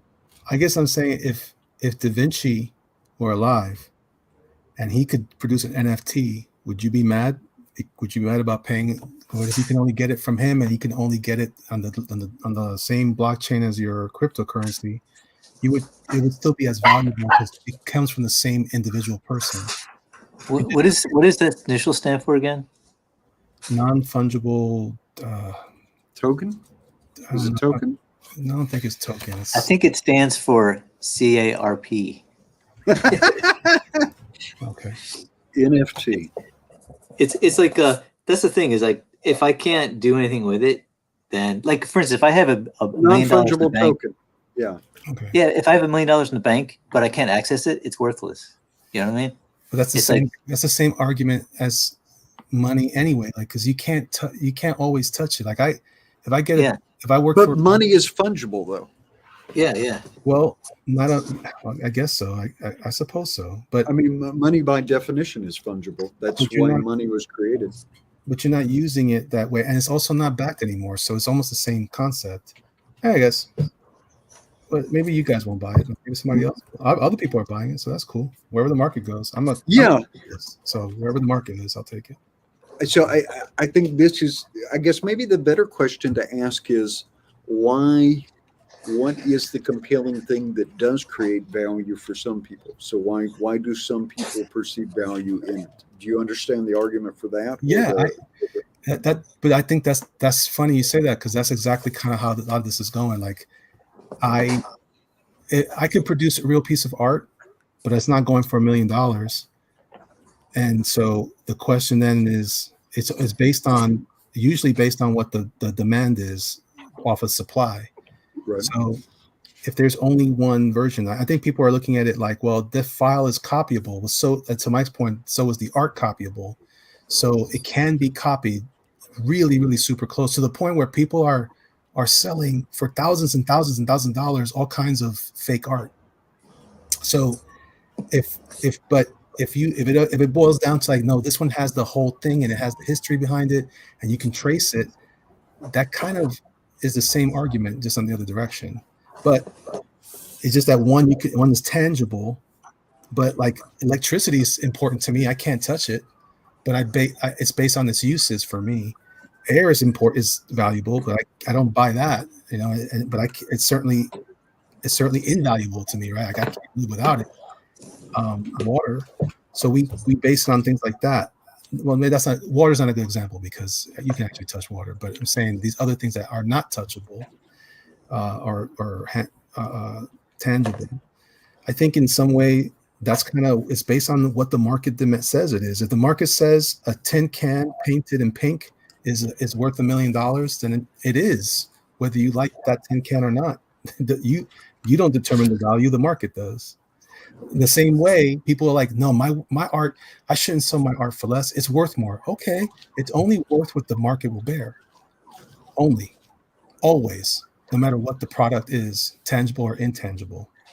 But I wonder what made people accept the intangible, like art or the art that anybody can get. Like for instance, like the reason I buy Frazetta art books is because it's cheaper than buying a Frazetta original, Mm-hmm. And it's like I would like to own the original, but there's no way I'm gonna pay for the original, so I just buy all the art books.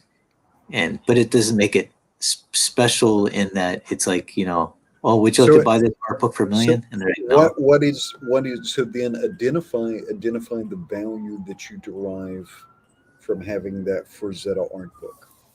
What is can you describe that? The reason I buy is because it's cheap. That's like no, but you purchased Frazetta for a reason. So what is the value? For me, it's just I like studying his art, and like I like studying it, and I don't even hang up art like in my place. I mean, I have some art. I don't have any of my art. I've never hung up any of my own art in my place, but I hung up a couple of pieces. Like I have a William Stout print that I bought signed, and that I guess that adds value in a way because it's actually a physically signed by him. But I don't think it's valuable to anybody else. But to me, it's because like I remember he signed it to me, and I remember meeting him. I think it's valuable because it's limited. The supply is low. Well, yeah, but it's also that's what I mean. It's like digital is never limited. It's an infinite basically. I mean, it is limited because there's only one that has that number registered on the blockchain. That's what I'm saying. It's like that could be manipulated, and you know what I mean. It's like it's kind of like a forgery of a painting. The people don't want the forgery, and if it's an actual painting that's good, they want the original. So it's kind of like, to me, I mean, that's just makes it so it's just easy to scam people, just digital numbers. You know what I mean? But people are getting scammed all the time with forgeries in art. Yeah. But at least there's experts that can, tell, and it's actually harder to do, I think, than digitally. I think anybody, like a 15-year-old, could do it. As a matter of fact, there's been stories about people. There was someone that was getting away with these forgeries for a long time. And I forget the story. It was in the news once. And I was blown away by it. I was like, whoa, no way. People actually, they were fooling people for a long, long time. And finally, I think one of the people finally confessed when they died or something like that. It was crazy. It's interesting. If you look more into it, you'd be surprised how more common it is. There's literally an industry for it. People are going to do that, and they paint. And there was I think I saw one time like on a 2020 thing. They were like talking about how these people just make these forgeries and nobody can tell because they're so close. Yep. Oh, and I do have to remark briefly here, Joe Moroni is obviously a well-educated man. He was talking about our discussion about what creates value for some people, and he referenced Mises. So very good, sir. And is a well-read man. Good to have you with us. Okay. All right. We don't have a lot of art on our walls, but there's a painter I've really been getting into, and when you see him, you'll probably recognize him. Let me share him real quick. It's Jacques Louis David. Let's see. I think it's Jacques. It could be Jacques. This is Telemachus. But the work on his fabrics here, I think he painted this right around the turn of like around 1800, 1801. Just the fabrics on this and the colors are just kind of blew me away. You probably know him from this painting of Napoleon, though. Mm-hmm. Yeah, I've been considering getting prints of these, and so they wouldn't be originals. But going back to the question of value, even as a reproduction, they're just absolutely beautiful, and so it would add value to my life to have even a facsimile of that in my home. Assuming that the print quality was adequate. Yeah, for me now, the value of anything is in the artist's time. It is in the actual piece itself. When I'm paying someone to draw me a picture, that's the problem. Is some people are like, well, why should I pay you for that? That's just a digital file. Okay, but if you didn't have that digital file, could you put it on your advertisement? Could you put it on your business card? Could you put it? It turns out it's pretty valuable after all, isn't it? So, yeah. Stop sign. Yeah. Who designed a stop sign? Pretty valuable. It's like concept art, right? The concept art, the company doesn't get the actual art a lot of times. They just get the concept, right, of the art design. The rights. So now if I take that same art and I say, okay, I created this art of, I don't know, Chun-Li, right? I designed her, and all I did was digital. If I could somehow, if I had the money, now this is we're also talking about different people. Like, I don't buy anything original because I don't have the money for that. I can't afford that. Some people can afford to buy original art, but I can also create the art that I love. So if that's the case, then I'm not as concerned for that. But if you want to own it, now there was a website that hit me up one time, because what they're paying for is the exclusive right to display the digital art in galleries and museums and in hotels in Europe. Then all of a sudden, now it's like, oh, well, you can't have it. And what if you couldn't get it online? My one friend was arguing with me like, well, I like to share that art online. Well, that's not how collectors share their art usually. They just put it in the gallery. So if you have a digital display, now that's the way. I mean, it just depends on what you consider valuable, I guess. It's still the market demanding it. And Yeah, most people collecting stuff, they collect it, they put it in a thing, and they don't look at it. yeah. And then they just have piles and piles of things that they've collected. So It's funny because we're making arguments now for originality in artwork, and we're saying that digital is not the same as traditional.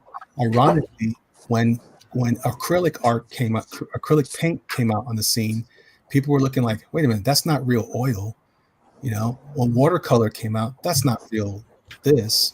Whether you draw on a canvas or canvas board, well, that's not art because it's not on a canvas. Well, did you stretch it yourself or did you buy it at Michael's? Does that make it less valuable? We keep coming up with these arbitrary reasons for why it's valuable or not valuable. But really, at the end of the day, it's like if I can't afford it anyway, even if it's a print, I still can't afford it. It's still valuable to me if I want it, but I can't have it. Well, that's inaccessible value. Right now, we have 20 minutes left. Somebody was asking how much Oh, time. good. I'm going to start penciling mine. Now, speaking of value, For a freaking extension cord so I could plug in my printer. most comic books, a lot of the products, I just want to read them. Right, I'm a reader. Mhm. Yep. And so when I back them, normally I back digital, but with Mike and with a few other people, well, more than a few, I back physical copies. But particularly with Lone Star, I wanted to be able to have that tactile experience of holding it in my hands. Right, I wanted to, and that had value for me. And I was trying to think of, some of the reasons why that had value for me. One is my friendship with Mike, my belief and interest in the particular product. But there's all these different factors that go into value, I think, for items that don't have, because you've got two broad classes of items, right? You've got maybe three. You've got items that have material value, right? The material is fungible, like silver can be converted to another product, lead can be converted to another product, right? So it has material value. There is the utility of something, right? Now, and then there is the abstract. Art is perhaps its own. Art and certain items have a more abstract value, and it may be fungible or it may not be fungible, but it's not a value based off of utility. Mhm. So I think when we start talking about why something is valuable or what might be the basis of the value, we have to consider maybe what category of thing it falls under. Correct. I think, yeah. Correct. I agree. Art is in the eye of the beholder. Beauty is in the eye of the beholder, and value is in the eye of the beholder when it comes to that stuff. Yeah. Like there's If an NFT has no value to you, you will not spend anything on it. right. But you can't tell someone else it has no value to them.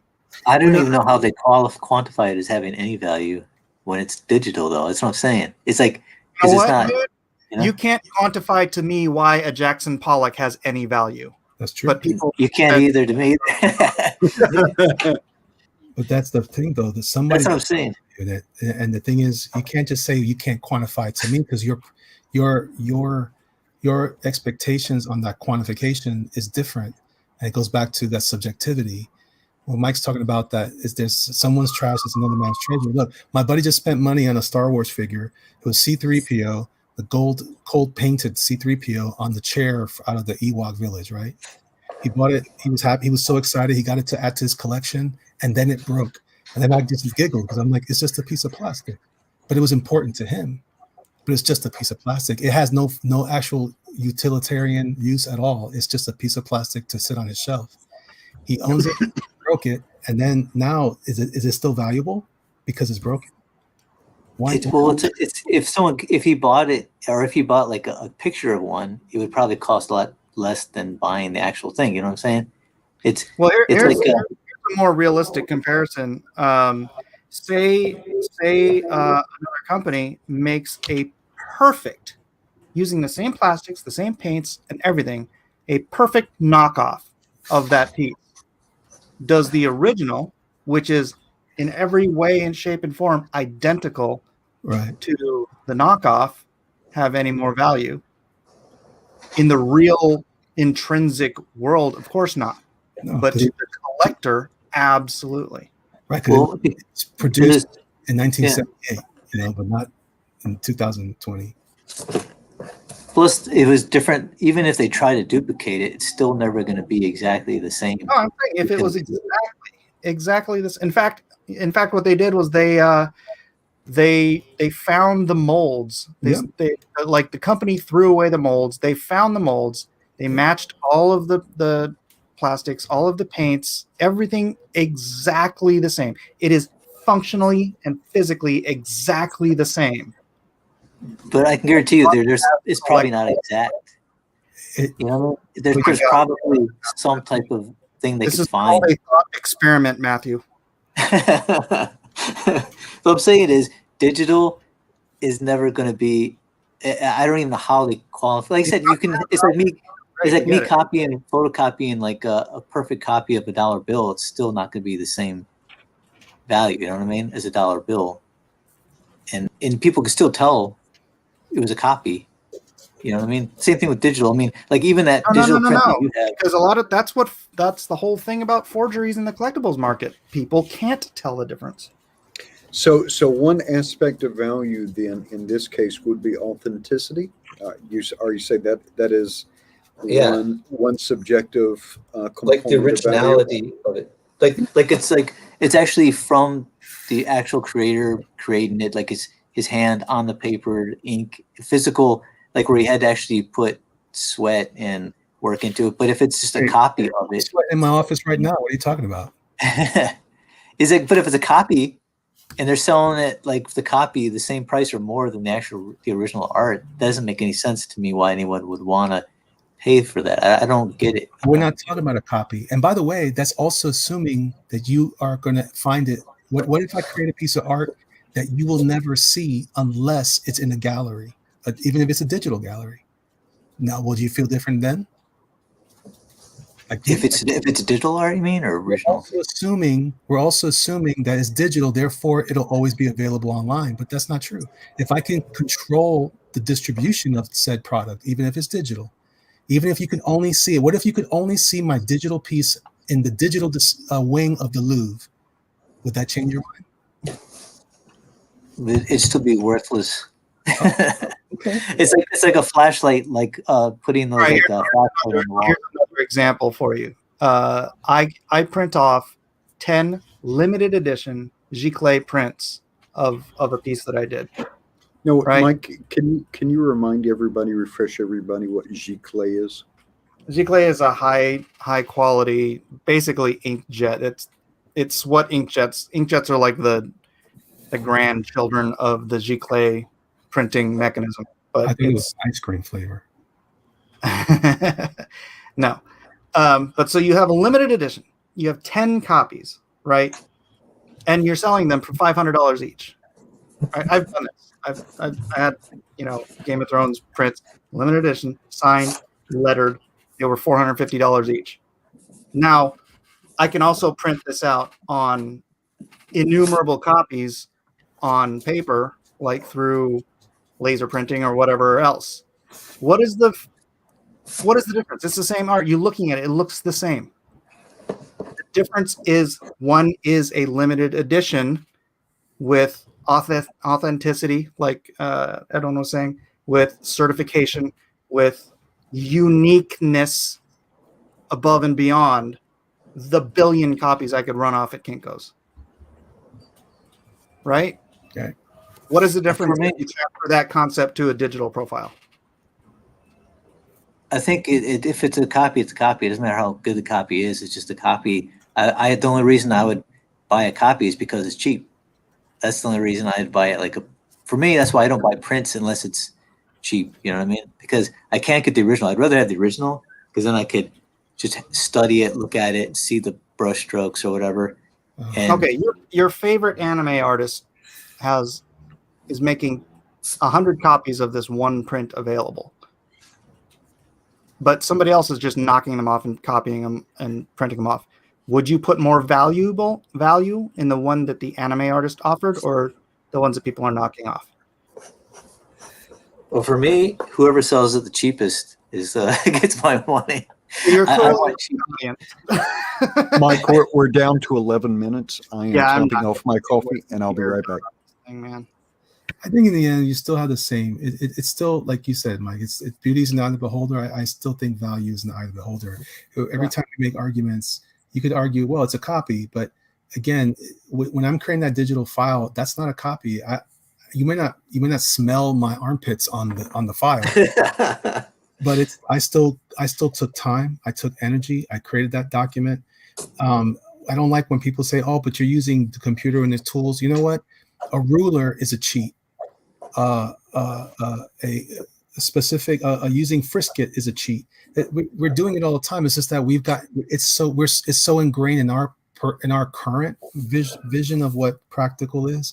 So I'm not saying that original art isn't valuable. By the way, I'm just saying I'm trying to make the argument that that digital art can be valuable, and in fact, that's one of the reasons why a lot of digital artists get dumped, because they're putting out some incredible work, but it's digital. It's not. She's like, wait a minute, man. If that was the only way you can get it was from that guy, it's still valuable.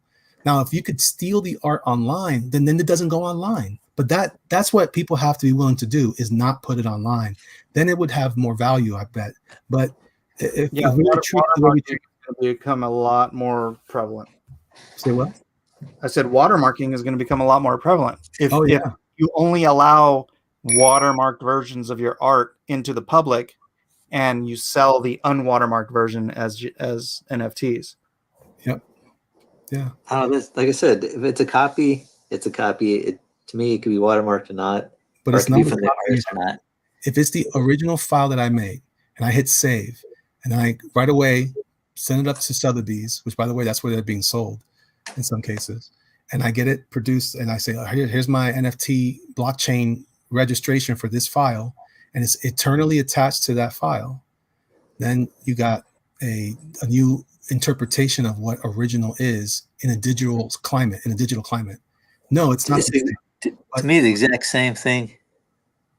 I know you keep using those words, but I'm trying to tell you that they don't exactly mean the same thing. And I'm saying, because if I could only get that document from someone, however it came to me, like right now, I might end up with a scrap of paper. I mean, Action Comics wasn't Action Comics till everybody threw it away, and then now it's got a value because it's rare. It's not as available.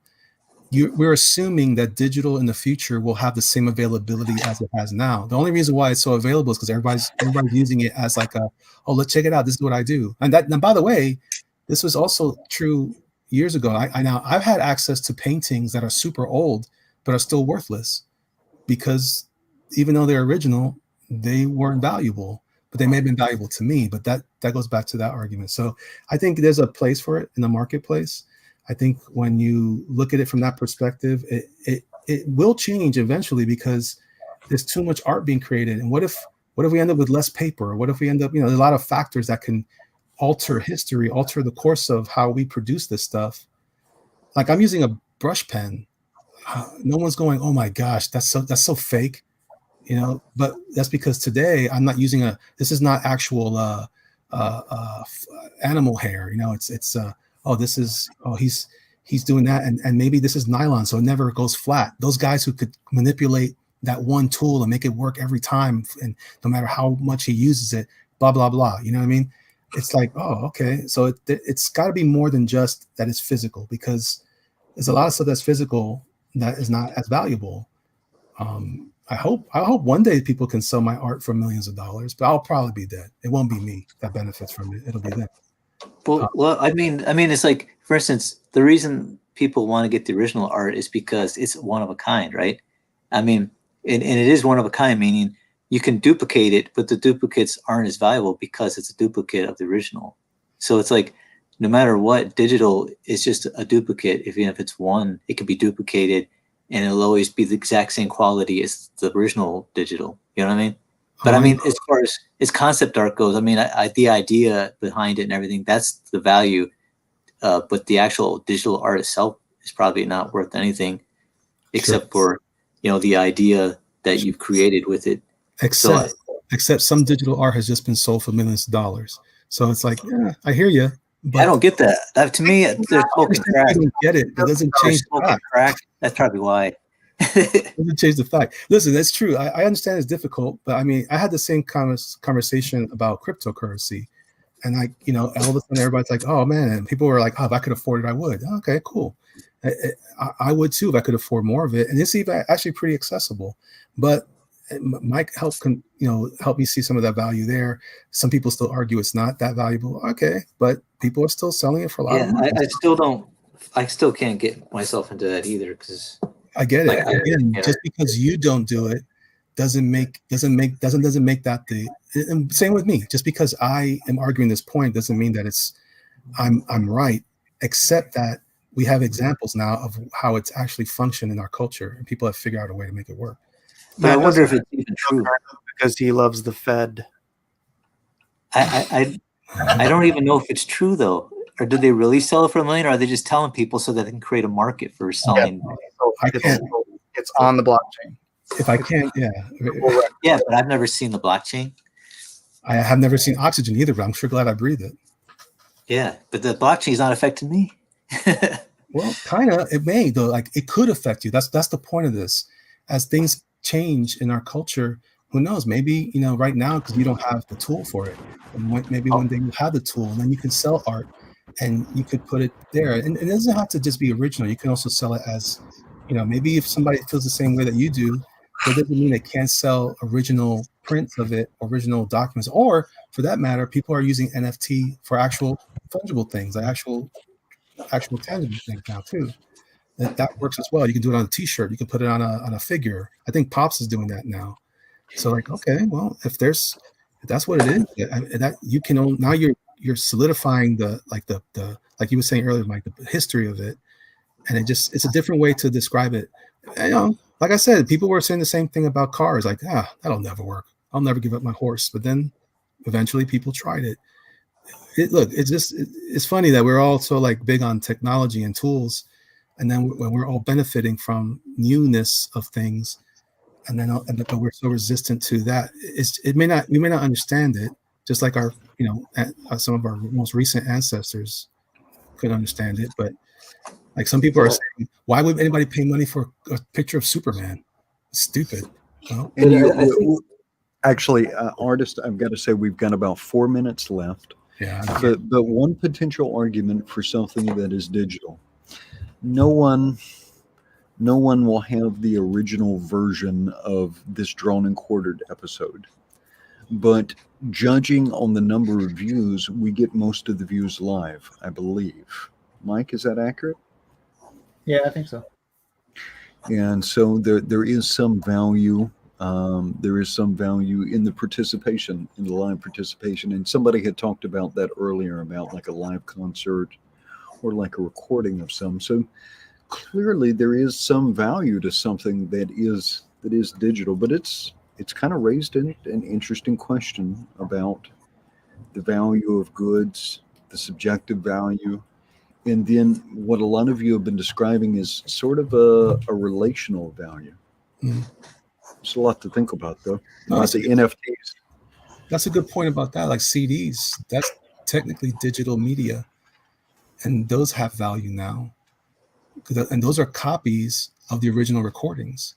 Mm-hmm. Those original recordings weren't put on paper; they're just sound. So how do we value sound? That's just why they're cheap. If you can get them cheap, because not all. Some of them are still valuable because of the way the time they were produced, the content of the production. It's the same exact Beatles CD, but it came with something else, or had an extra file that extra recording part of it. Something made it valuable. And I think, it's just, again, it's just changing how it's just the landscape is shifting, and I hope that we're all ready for it. But, And obviously, I'm not much of a collector myself. I like some things, but you have to have a collector's mindset to even see the value in even buying a print or even buying an original piece of art, right? You have to have a collector's mindset. Matt clearly is so far away from having a collector's mindset about anything. He'd rather have the cheapest copy of something just to have a copy of it.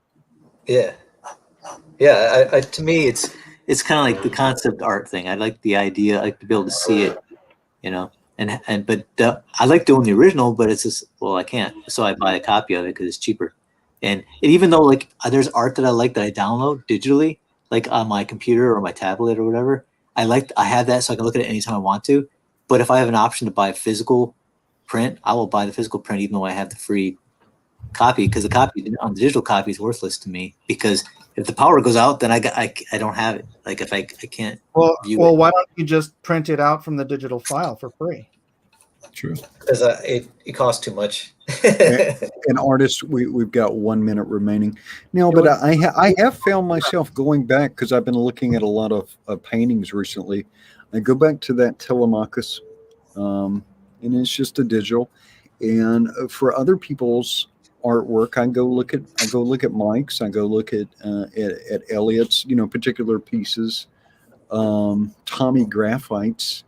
And then, like in our own Discord, sometimes I'll go back and look at Elrodimus Flash. Going back and seeing it again and contemplating it gives me some intrinsic emotional value, even though it's a copy of something that may not even exist anymore. It may have been sketched on a whiteboard. Yeah, 30 seconds, artist. That's interesting you say that, because I've been thinking like that way too. As I get older, the experience is more valuable to me than the owning of anything. And I'm almost 50, and I'm like, for me, I'd rather, like, you could say when the power goes out, well, one day I may lose the use of my hands or the use of my eyes. What will be more valuable to me then? Is that going to be helpful to me at all when I can't even interact with the media? So for me, it's more about, I don't know, maybe that's part of the conversation too, is that as we get older, maybe as our circumstances shift, our contexts shift, those things become important. Maybe when you're younger, you can afford it. Or to your point, Mike, Matt's very utilitarian by virtue of maybe his budget or how he chooses to have his budget. That may be the thing. Like for me, it definitely is budget. There's a lot of things I wish I could own, but and for me, it's also space. Like I don't have any space anymore for stuff like that. So I don't know where would I put it on a wall? And then for that matter, I'm trying to be a producer, so I should just have my stuff on a wall, right? And how do I get that going? Because I'm constantly engaging with people's media. So that stuff gets less and less valuable to me, but I can never argue that it's not valuable to someone else. I guess so. We will start wrapping it up here, but to summarize, there may be value in defining value and in contemplating why things are valuable to you now, or what things, like you just said, Elliot, what may be valuable to you in your future. All right, 10, 9, 8, 7, 6, 5, 4, 3, 2, and artist pens and pencils down. It is that time. All right.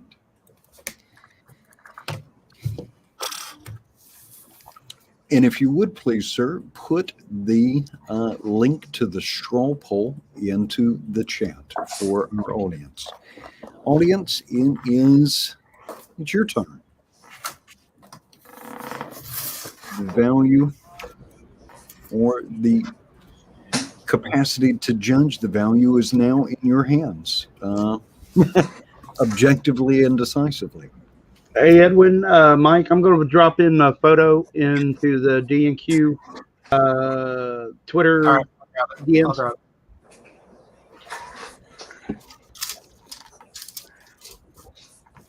Absolutely. Can you guys see this? Okay. I guess so. Yeah. You see mine? Yeah, no. I messed up on Goro. I didn't get that. Yeah, that looks good though. Just turn your camera black and white so it still qualifies. That's right, huh? Mike, you've been DQ'd on D&Q. How do I make my camera black and white? You can't do that on StreamYard, huh? You have to do that on. Through your camera itself. Yeah. Ding, ding, ding, ding, ding, ding, ding, ding. Roscoe Davis says, give us all the art. And I am just waiting to make sure that we see the straw poll link go into the chat. Please, kind sir.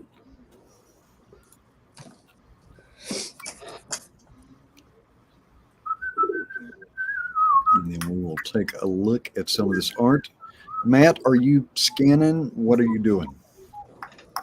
No, I can't scan. My camera's. I don't have camera phone, so here's. I have to find out. I have to see if my camera can pick it up. Let's see. You may have to put something dark in proximity to your.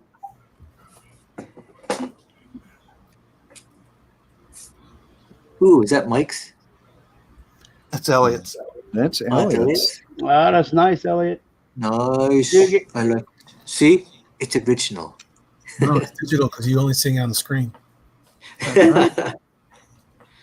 I guarantee no one's gonna buy the screen copy.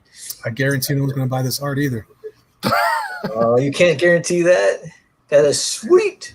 I'm telling you,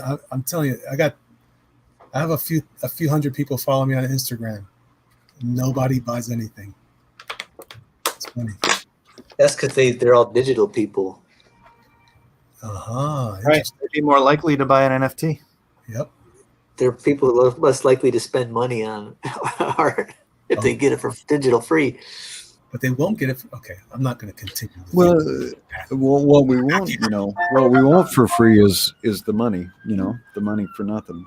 Well, more precisely, the money for nothing and the chicks for free. Chicks for what? That's the way you do it. Whoopi Cat says, sorry, my mic didn't work and I was struggling with the drawing. But Whoopi Cat, whatever you were drawing looked great, man. It looked cool. Oh, yeah. I like what you were doing. I love it. It's gestural. Beautiful.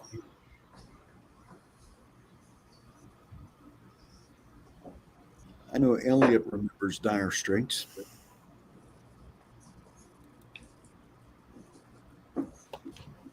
Look at them yo-yos. That's the way you do it. You play the guitar on TV. That ain't working. That's the way you do it. Money for nothing. The chicks for free.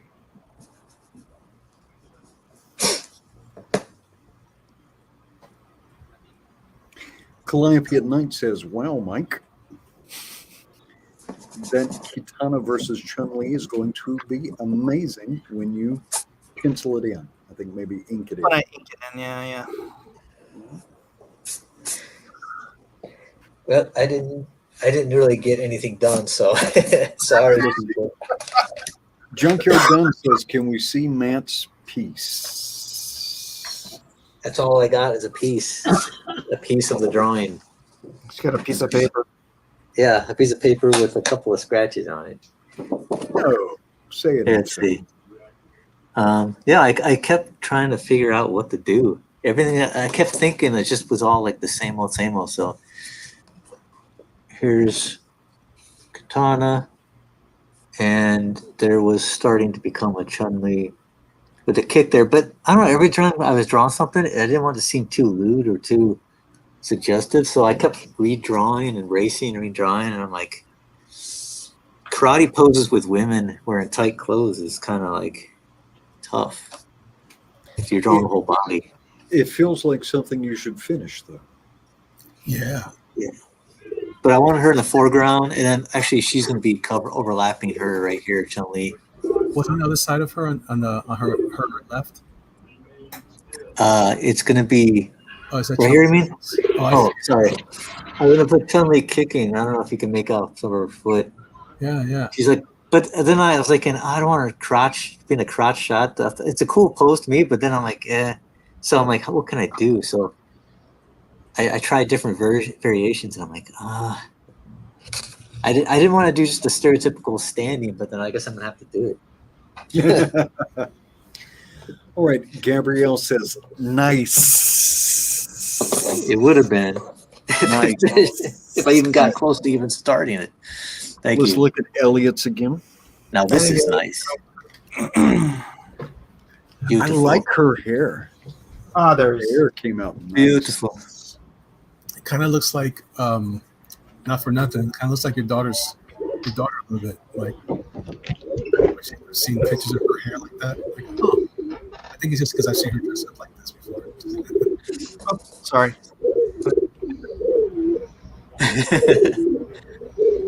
You're getting a little loud today. No, put the pictures on. They're better. Kevin's piece. Right now, Jeff Pott says that Constant was too busy fondling his new Nerf gun. And He got me. All right, let's look at Kevin Sharp's camera, and then I think Mike does have. Can you embigify that, Mike? That's great, Kevin. I don't think I can. We can at least give it a solo. Now, well, Sharp had an ambitious composition here. 4 figures. Oh yeah. yeah. I couldn't narrow down who I wanted to draw. It's like there are too many cool characters, and it just frustrating, very frustrating. Yeah. To me, I'm I like told these. you an extra half an hour. Nobody listened to me. I know exactly. One of the few times where Mike wanted to do it, we didn't do it. I thought we were doing that. All right, put it back on the clock, Edwin. Arthur Brown, the Unclean Kodiak says, why do I feel like I'm in the middle of an Alfred Hitchcock flick? Any cuts? Good evening. Good evening. Good evening.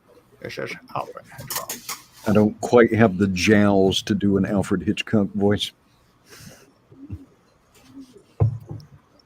Mark Anthony says, whose show is it? All right, now let's take a look at Whoopie Cat. What's new, Whoopie Cat? Oh, nice. Yeah, I like that character. What's his name? It starts with a B. Is it Baraka? Baraka. Yeah, Baraka.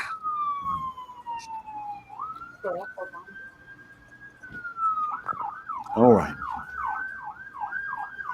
All right, now we need to take a look at the draw along with drawn and quartered.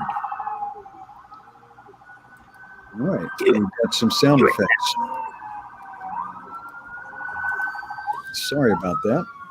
Police versus pigeons. All right, this is a banana hammock mic from 2 Banana Mic.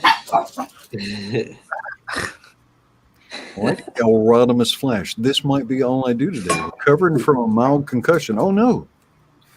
What? It's not good. Not The art is good, but having a concussion is not.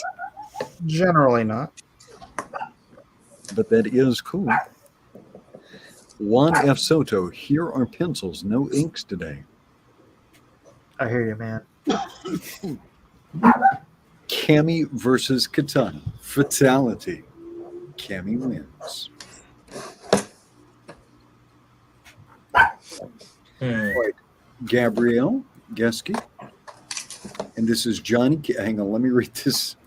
Johnny Cage versus Van Damme Guile versus Guile. Van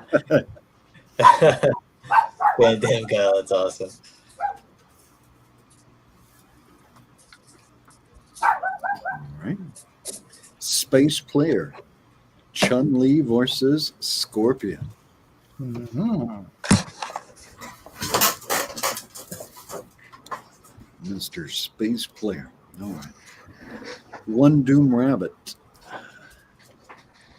Akuma.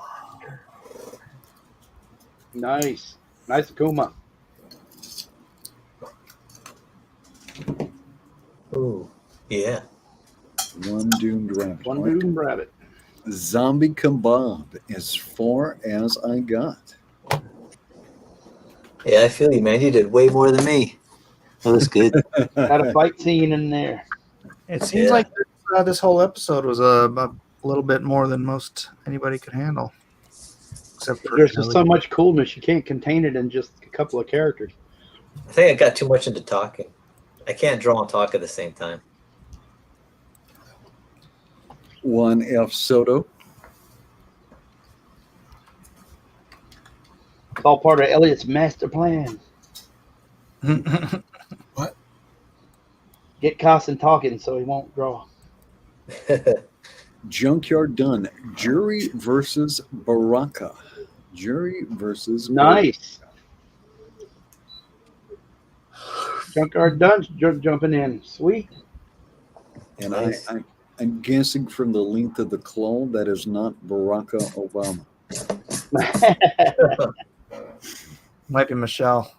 Ooh. Oh, jeez. All right, El Rodimus King. Chick King versus Cammy. I'd fry those drumsticks. I don't know what he means. That sounds terrifying.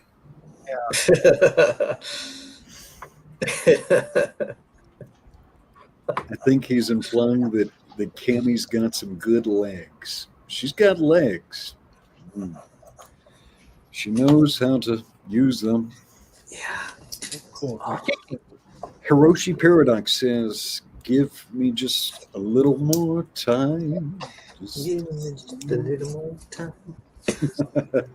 That's nice, Hiroshi. Hiroshi's got a style that I really dig. It's Mike. What would you call this kind of style? He's got these like simplified lines. It's cartoonish. Yeah, cartoonish. Yeah, his stuff is always fun. All right, Elronimus Flash, Chun-Li versus Johnny Cage. Oh, that looks like a fatality. Get a prenup, Johnny Cage. I ain't saying she's a gold digger. But she ba-da-ba-da-ba-doo-doo. All right, Armron. So here is Chun-Li as a magical girl done last year. Oh, that's fun. Oh, who's that one? Armron. Chun-Li done as a magical girl. A little Rubenesque, but I dig it. That's cool. But that's done last year, though? Yeah. All right, so we need to vote for tonight. Mr. Mike Miller, who got your vote, sir? I'm going with Elrod for frying them drumsticks. We're frying them drumsticks. All right. Let's see, when is it? Yeah. Finger looking good. All right. M for the Elrod. For the Elrod. All right. Matt Cusson. Oh, man. It always I think is like that. Let me see. Oh, Maybe you guys can go. Someone go right before me. I'm just checking out real quick. All right. Elliot, do you know who you're going to? I like that other one that Elrod did. The how does that work? Yeah, that one. How does that work if you am I Oh, you have to do multiple? Yeah. Elrod usually does between 3 and 5 drawings. Yeah. It's kind of his modus operandi. Oh, I'll keep it simple. I'll just say Elrod this time. All right. Elliot for Elrod. There's it's got consonants. All right. Kevin Sharp. Oh boy. My main ones were Elrod and One Doom Rabbit and Zombie Kebab. I like where they were going with everything. I'm leaning towards zombie kebab because she was trying to put in a fight scene. But I'll be honest with you, the one dude rabbit is probably the one closest to my heart on this one. All right, little ODR. Aw. All right, and Whoopie Cat. Whoopie Cat. Who earned your vote tonight? You may not be able to type, but you can certainly talk. Or Said you I voted can't one doomed rabbit. One doomed rabbit. All right, then we need to come back to Mr. Matt Cosson. I am gonna go for. I was actually leaning towards that, so I'll go through one Doom Rabbit as well. I was leaning towards that when I saw that, like those heavy shadows of the eyes. There are 53 people watching, only 29 votes. Let's get a few more in here before we call the vote. And don't forget to comment on the last episode if you want to win print of the winner thing. All right, So then TP. tonight's winner is, for the draw along with Drawn and Quartered, is one doomed rabbit. If I was going to vote tonight, and if it was an eligible piece, I would vote for Armoron for this Rubenesque Chung-Li as a magical girl. Well done. Yeah, that's awesome. Did you read Rhaegar's super chat? Did I? Let's see. Let me go back. Rhaegar says, I am shocked, I tell you, shocked that no one drew Laura Matsuda. Laura Matsuda. Is that shocking? Which one's that? I don't know. Wow. Give me just a little more time. And Rhaegar Targaryen says, look her up. Look her up. All right, let me stop the sharing of the screen and put everybody back up. You know, Whoopi Cat, we didn't really hear from you tonight, but man, it was thank you for coming in and doing the stylistic piece for us. We definitely appreciate that. Rhaegar Targaryen says Laura Matsuda is in Street Fighter 5, the new hotness. Wow, I'm behind. I don't even know. The new games. I had to catch up. All right, vote. Who do I want to vote for? All right, getting my vote in. Showing the results. Well, we've got 40 votes, so I'm going to grab a screenshot. Alrighty. And we will Oh, do actually, the- some people wanted to go through the art one more time. Go through the art one more time? Yeah, absolutely. Absolutely. Get back in StreamYard, and we will start with Mr. Mike Miller.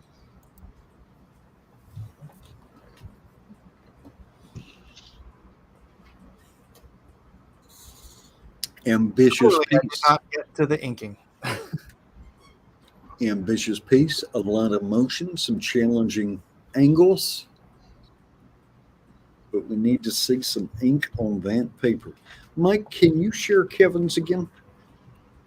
Oh my gosh, you can't even see it on YouTube. It looks like butt. Yeah. Hold on, let me. Where is Kevin? Kevin's speed. Oh, there it is. All right. Kevin Sharp went for a very ambitious piece.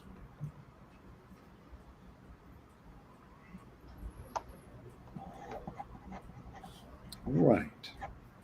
Matt Conson, can you hold up your art again, sir? Oh, I don't really have any art to show at the time. I kind of here, just so you kind of see what I'm talking about. Oh, I think me and Mike are playing dueling StreamYard. I erased even more since last week.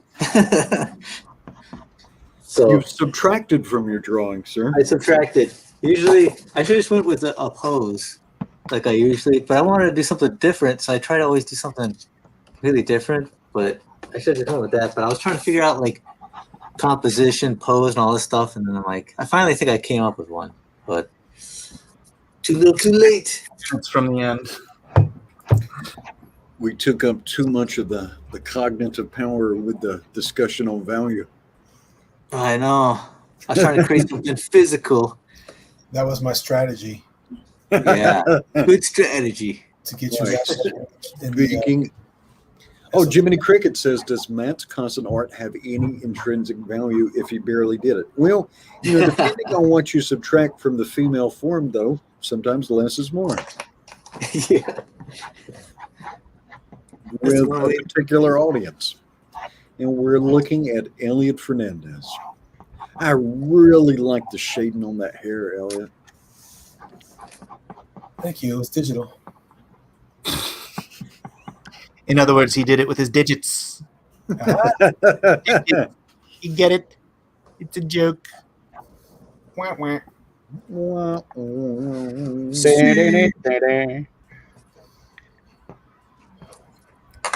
Yeah, that kind of becomes the focal point. It's interesting. Then there's that guy from John Carter. Yeah. Oh, yeah. Goro. Ralph. It's Wreck-It Ralph. Huh. I love it. I love it. I love it. I love it. All right, Elliot Fernandez. Now let's take a look at. We saw Kevin Sharp's other one, but we can see it in the analog, the digital of the analog. Nice. Nice booty. Yeah. Yeah, you're skipping the money there, man. There you go. There you go. Got to sharpen up, Kevin. Cute face. All scope. Is that reptile? Reptile, right? Yeah, that's Reptile. And the pigeon with the commentary, and then Yeah, take exactly. Take a look at Whoopi Cat, and Whoopi Cat, if you could zoom in for us, and kind of if you're at the controls, so we can kind of see the technique here. A little bit of digital painting. Very nice. Very, very nice. Whoopi Cat, again, thank you for joining us tonight. And Whoopi Cat, since I'm not going to be able to ask you, if you could put like your, either in the Discord or right here in the chat, make sure to put your contact information, or even put it right on your stream since you have the OBS. The OBS. Let me refresh the straw poll, and we'll count the votes.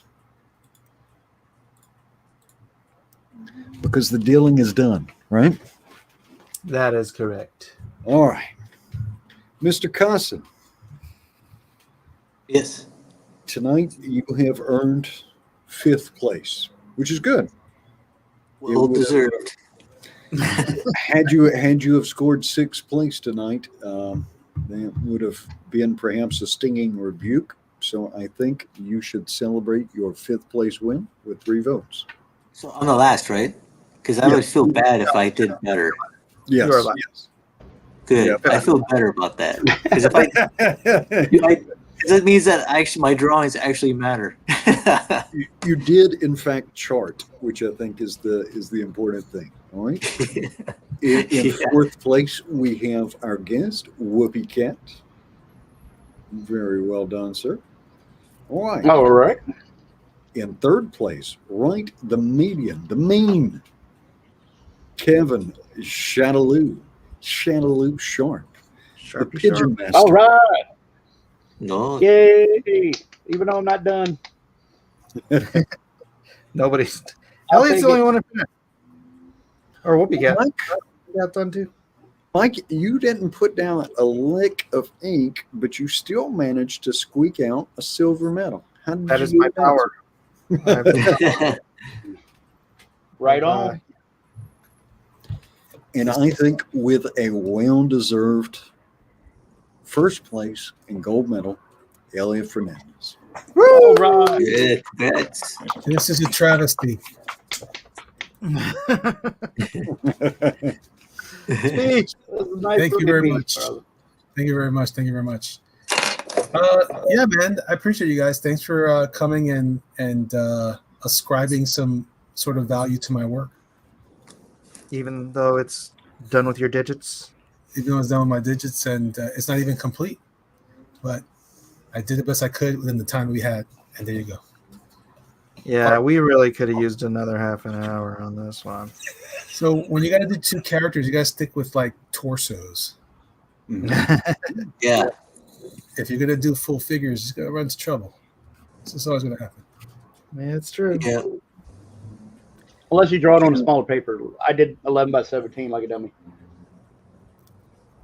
So that means I won, but I lost. All right. Let's figure out what the pain point's gonna be. Let's figure out who's the lucky winner. Adding to stream. Mike, are you a blue ball again? YouTube. Yes, I am. Don't forget, we will have the wonderful Big Blue Ball theme song at the end of the show. Getting YouTube comments. 162. Let's start this raffle, shall we? Wrap it up. It's S.E. Spider. He says, I get a redo, right? Yay. S.E. Spider worked for this. He worked for this. Yeah. Unfortunately, you can't win 2 weeks in a row. Oh, we're gonna let it slide this time. Oh, that's right. Yeah, because I think he really a winner last week. Yeah. Was he really? I think he noped out. And that goes back to the discussion of value, I think. Yeah. Full circle. All right, S.E. Spider, just go ahead and get a hold of Elliot per the usual channels, and there you go. There you go. Yes, sir. So, where's my wonderful theme song video? I want to thank everybody for coming on in. Let's go around the bend and see what people have to offer. Dragon Guard by Kevin Sharp. Kevin's muted, so he doesn't want. Kevin's House of Pigeons for $25. Yeah, exactly. yeah, we're gonna be closing it up soon. So if you wanted to check it out and give us a try, then go check out the Indiegogo, and you can catch me on basically KevHulk73 at Twitter, KevHulk73 on Instagram, KevHulk73 on Minds, KevHulk73 on Gab, and MeWe. So all kinds of updates and craziness all over the place there. So thank you, everybody. Appreciate your votes tonight. And as always, I appreciate you out there and wherever you are, whatever you do. God bless us, everyone. Matt Carlson. Yes, I am here. And I'm here digitally, but I am still of value. Here, where's my camera button? Can you guys see me yet? No. Because I'm not here. This is Yeah. a digital replication you're talking. I'd just like to thank everybody who voted for me. And I'm going to make my late night run to go get some food, so maybe some In-N-Out. I'm not going to take this, don't worry. Oh, look, just for the people who are questioning my trigger discipline. See, look, there it is. Look right there. There you go. But yeah, check out my Instagram, and I'm making videos. I'm actually going to make a video, and you're going to be able to see modded pages coming up. You can look on my Twitter, Mast or Caution Mast, and you can see some modded pages. And it's going to be this gun right here is a Nerf mod, which is not going to appear in the comic, but it's going to be similar guns. So check it out. It's going to be a fun book. And thanks everybody for showing up, even though it got really serious today. It started off funny, but that's what it goes. Is it Matt Pliskin or Snake Coulson? Which one are we going with? Mask Pliskin. Solid Caution. Solid Caution. Thanks, everybody. You got it, Matt. And Whoopie Cat. Yeah. Hi, I'd like to thank all the girls in my fourth grade kickball class. You were very kind to me. It was a challenging year. I appreciate it. I don't know. I have no idea what Whoopie Cat sounds like. I'm fine, brother. All right, we'll move along to Hey, Jerk what do you mean, you Monkey. people? Elliot. What's up, y'all? Whoopie Cat says, I got nothing. Yeah, man. Right? Great Word. piece. Word. You're the winner. I'm a winner. You're- I'm a winner. Chicken You're the dinner. best. Oh, You're always a winner, Elliot. I don't think so. Always win. You're the You best. got the juice now, Elliot. None of them gonna keep you down.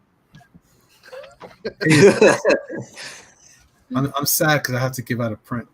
All right. Oh, You're giving it to a fan, though. Could you That's give right. out an NFT of a print? that'd be more expensive. That'd be more expensive. But no, More seriously, expensive thanks, too. guys. Thanks for coming. And make sure you guys like and share this video, even though you should have shared it and liked it earlier. But still, liking it now is helpful. So make sure you do all that good stuff. And whatever you do, make sure you come back for all these guys. They're all doing some great work all over the place. Whether it's in your hands or not, it's still valuable. I hope you guys enjoy the production and the value of hanging out with us while we enjoy each other's company, even though none of us have seen each other in person, and we still value each other. I've seen Matt in person. I've seen you in person. I do exist. You Yeah. haven't seen me in person. I saw you in New York. Oh yeah, sorry. That was his copy, his doppelganger. That was your doppelganger. I don't count that. No. Anyway, and make sure that you check out, if you want, you can check out my Instagram over at Elliot Fernandez _art. And I'm trying to get back to post a new post for Doom Kicker as soon as possible. So be on the lookout for that also. So I'll holla at y'all later. All right. And whoops. I am the big blue ball. Please like, subscribe, share, do all that fun stuff. Please support my comics at LoneStarComic.com. The book is finished. Just needs to be colored and lettered, and I'll get that to the printer. And Monster Hunt 2, Matt Weldon's and Mike Barron's book based on my character and Bigfoot Bill and Nexus. You can get all those on Indiegogo. Edwin? All right. Well, what we certainly do value, and we know we value, is all of you. So thank you once again for spending part of your evening, morning, or afternoon with us. God bless you all. We appreciate you so much. And Mike, are you gonna sing us out with the Big Blue Ball song? Absolutely. Hello, everyone. Aloha. Oh my gosh. Please no. Oh man. And it's muted, so you're gonna have to sing it, Mike. It's muted. It's muted. You didn't share the Chrome tab. Are you sure? Yeah. Yeah, I can't hear it. I hear nothing. Probably better that way. Blue ball, big blue ball. Oh. We're all living on a Big blue ball. and we carefully we take good care. Care of a big blue ball. Turning, we I love it's got the VCR tracking. Don't get your problem. big blue ball too close to the sun. There's a chance for everyone on a big That's blue ball, big blue ball. Please don't dance on the blue ball. You and me, Wow. carefully, Carefully. good care. Care of the big blue ball.